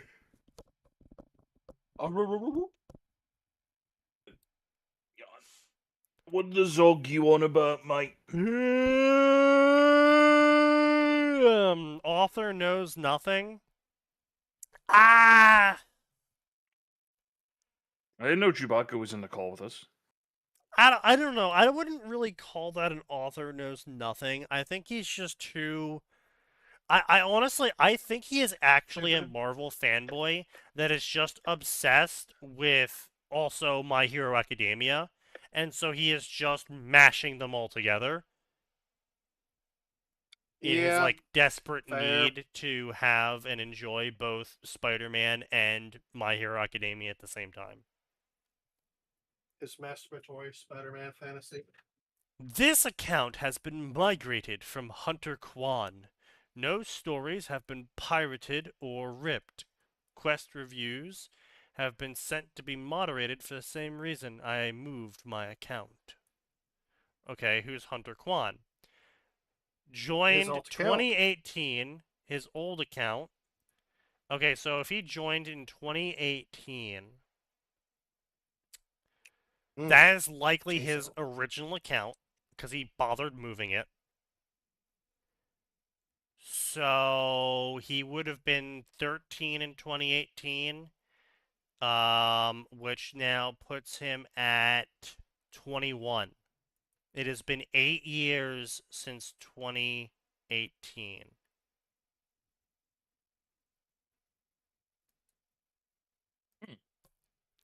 Ow.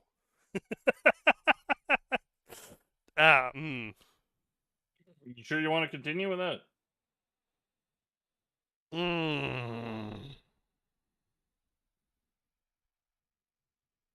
Gentlemen, I have terrible news. What? What's the terrible news? In 4 years, people who were born in 2010 will be old enough to drink. Yes. This was inevitable. 2010. Yeah, my brother drinks. I've been That's dealing called with that for a the long progress time. of time, sir. But 2010. Sneaky, my brother was born in 2008, and he's been able to drink for He's way not too real. long. He's an hallucination. Unfortunately, he is because I've had to pick him up. I've had to pick him up from him being drunk. So shut up. Is Sneaky denying reality in the passage of time? Yes, he is. As he realizes his age. I do not accept art commission. Stop sending me DMs. Damn, that's crazy. Another guy one shot by bots. Damn.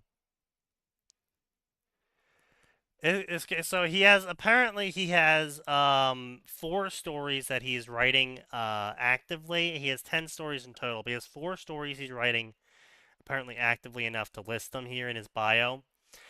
My Hero Academia, Blue Beetle, where Izuku is the Blue Beetle. My Hero Academia Ultimate Alien, where Izuku is the Ultimate Alien Wrist Watcher. Ultimate Alien. We have Ultimate Spider-Man. And then My Hero Academia Just Go For It. After hearing hurtful comments, Kyoko leaves the dorm in tears, and someone comes find her, and it's, of course, Izuku. And all of his stories appear to be the same pairing of Izuku. Okay, no, we have Izuku times Mina times Mei in Ultimate Alien, which, I mean, I guess kind of makes sense, yeah. We have Izuku times Jiro. We have Izuku times Violet in My Hero Academia Incredible Team Up, which is an Incredibles crossover with My Hero Academia. That sounds terrible.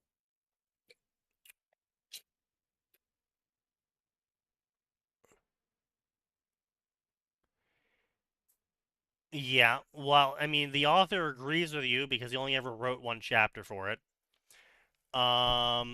Ultimate Alien, with the creation of the Ultimatrix, Ben Tennyson sends the machine into another dimension, which Izuku Midoriya finds. Now, armed with the Ultimatrix, will he become a hero or he become a villain? Or will the device fall into villainous hands? Yeah, so 24 chapters, 140k words, updating for the past 3 years. Not terrible stats, but pretty bad stats for the crossover you're writing. Song of the Wolf King and Elder Scrolls Game of Thrones story, because those are completely compatible. And they both use swords. Oh yeah, they work great together. Jon Snow, tired of being a slight on his father's honor, runs away and boards a ship for somewhere, and somehow ends up in Skyrim. Yeah, that wouldn't fucking happen. That is at all. So, like, that would radically change like how Game of Thrones operates. Everything. Yeah. Like magic wouldn't stop existing in Game of Thrones for the several thousand years that it stopped existing canonically in Game of Thrones. Yeah. Well, it didn't stop existing. People forgot how to use it. No, like magic is so easy to use in Elder Scrolls at a basic level that like a farmer uses it to break up the earth to farm. Yeah. You got to remember, whereas in Game of Thrones, in the Elder Scrolls, it is literally entropy leaking into the world causes magic. Not entropy, creation. Or, yeah, I'm sorry, creation. Just stars in the sky. Are actually holes to yeah, they're creation. holes in reality. Yeah, yeah. Whereas in Game of Thrones, the elves explicitly genocided the humans to get them to forget how to magic because they were at war. Also, the Daedra would be all over the Seven Kingdoms. Like, holy shit. Like white on rice. Like bananas and rice. I'm sorry? Don't Banana? worry about it. Don't worry about it. But yeah, no, that would just not fly, like, at all. Like, not even slightly. Yeah, no. Because also, the ship being a ship he could board in the,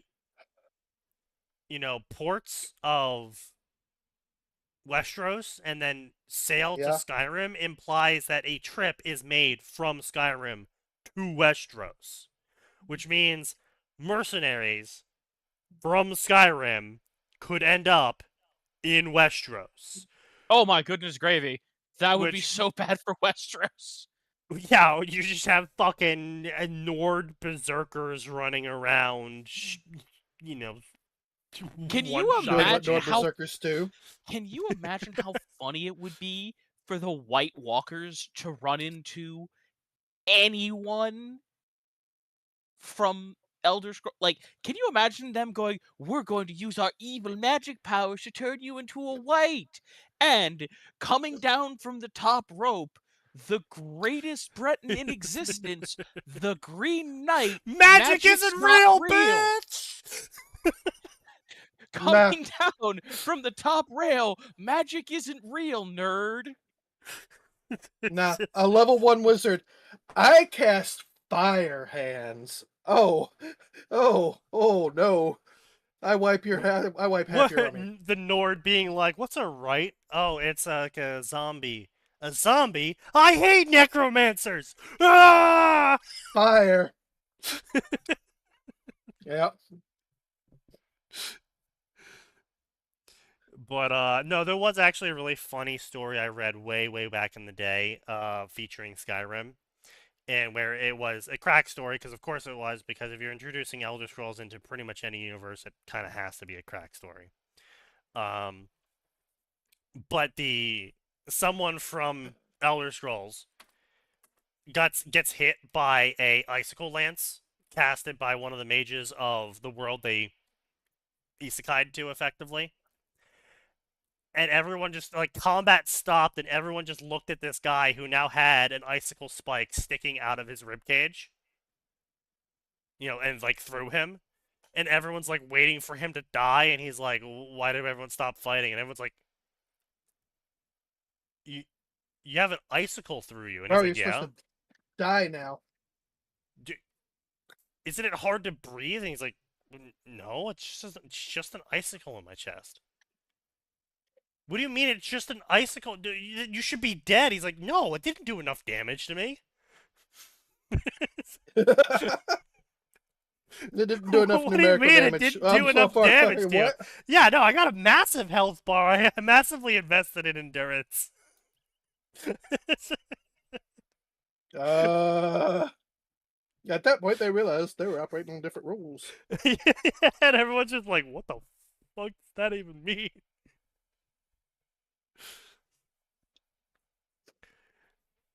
But Everyone confused. What the fuck? But yeah, Sophie times John, Dragonborn times Lydia. And not only is the land colder than his homeland, but its inhabitants seem just as dangerous. Just as dangerous as a night in the snow. Just as dangerous. Really? Okay, buddy. My Hero Academia, My Adventures with Superman. Izuku Midoriya takes up the mantle of Superman. Curse. And might even surpass it. You shut your fucking mouth.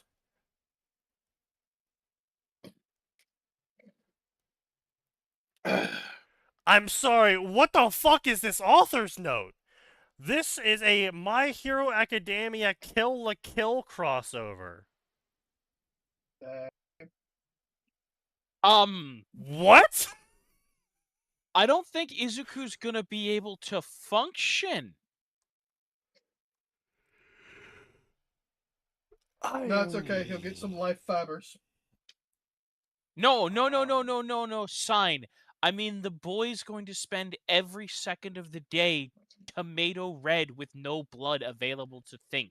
Ah, yeah. Yes. Fair. Yeah. Good. Oh no, Ryoko showed her everything again. Oh nope, he's out. He's out cold. He has fainted. My Izuku Hero got one Academia Cyclops Edition. Izuku wakes up with Cyclops' powers. Man, yeah, this guy is a massive My Hero Academia fanboy. Uncontrollable eye beams. Gotcha. Wow, that would suck. Yeah. Yeah. Oh wait, it's the version that can be controlled, isn't it? I'm not even gonna bother trying to read it. Honestly, this is just really Nor should you. Cringe. This is really just impressive. I mean, this definitely does read like a kid in his chuny phase, and he just never got out of his chuny phase. Which, as a kid who literally was 13 when COVID happened, I can totally believe he never left his chuny phase. Like, he was literally isolated and alone for the entirety of his middle school phase. It's that show, Love, Chunibyo, and Other Delusions. Yeah, whatever, yeah. But yeah, this is kind of sad. Like, this dude's in college now. And like, his grammar's good. Not great, but yeah, I was saying truly the most disappointing fact. Technically competent, but competent enough. Like, there is some weird moments in here. Like, he has Izuku, space, dash, space, exclamation point, end quote. And he correctly capitalizes it because he did have an exclamation point inside the quote. He correctly capitalizes she after the quote ends. But, like, why is the dash set up like an interrupt and not like an interrupted?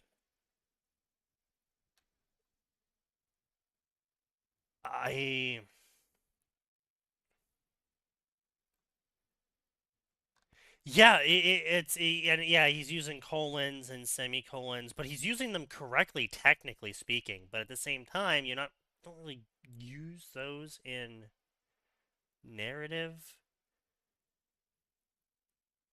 But yeah, it's just a mess of like, yeah, he's like 95% correctly grammar, and then he has like 5% awkward moments. So he paid attention in English class. So I mean, good for him. He's literate. More than most people on this website. Yeah. Unfortunate. He's not using AI as far as we can tell. I'm not seeing any this but that's. I'm not seeing any fucking M dashes. I'm not seeing rules of 3 here. Yeah, I mean, Surprisingly. yeah, it's honestly kind of disappointing that someone who's so technically competent seems so stuck in a chuny phase for his story ideas.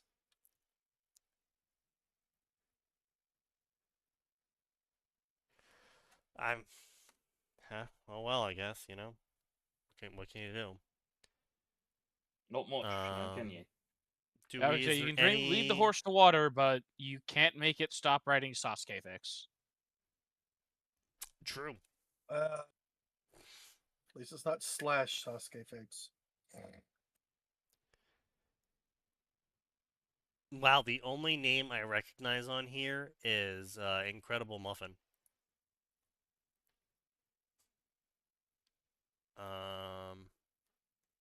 Oh, he probably favorited this author for the Ben 10 My Hero Academia story. That is, wow, that's a 68 chapter, 600k word story that is also completed.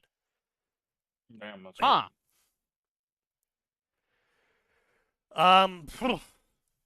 But yeah, so 20-year-old stuck in chuny phase, writes technically competent stories, but ultimately disappointing ones.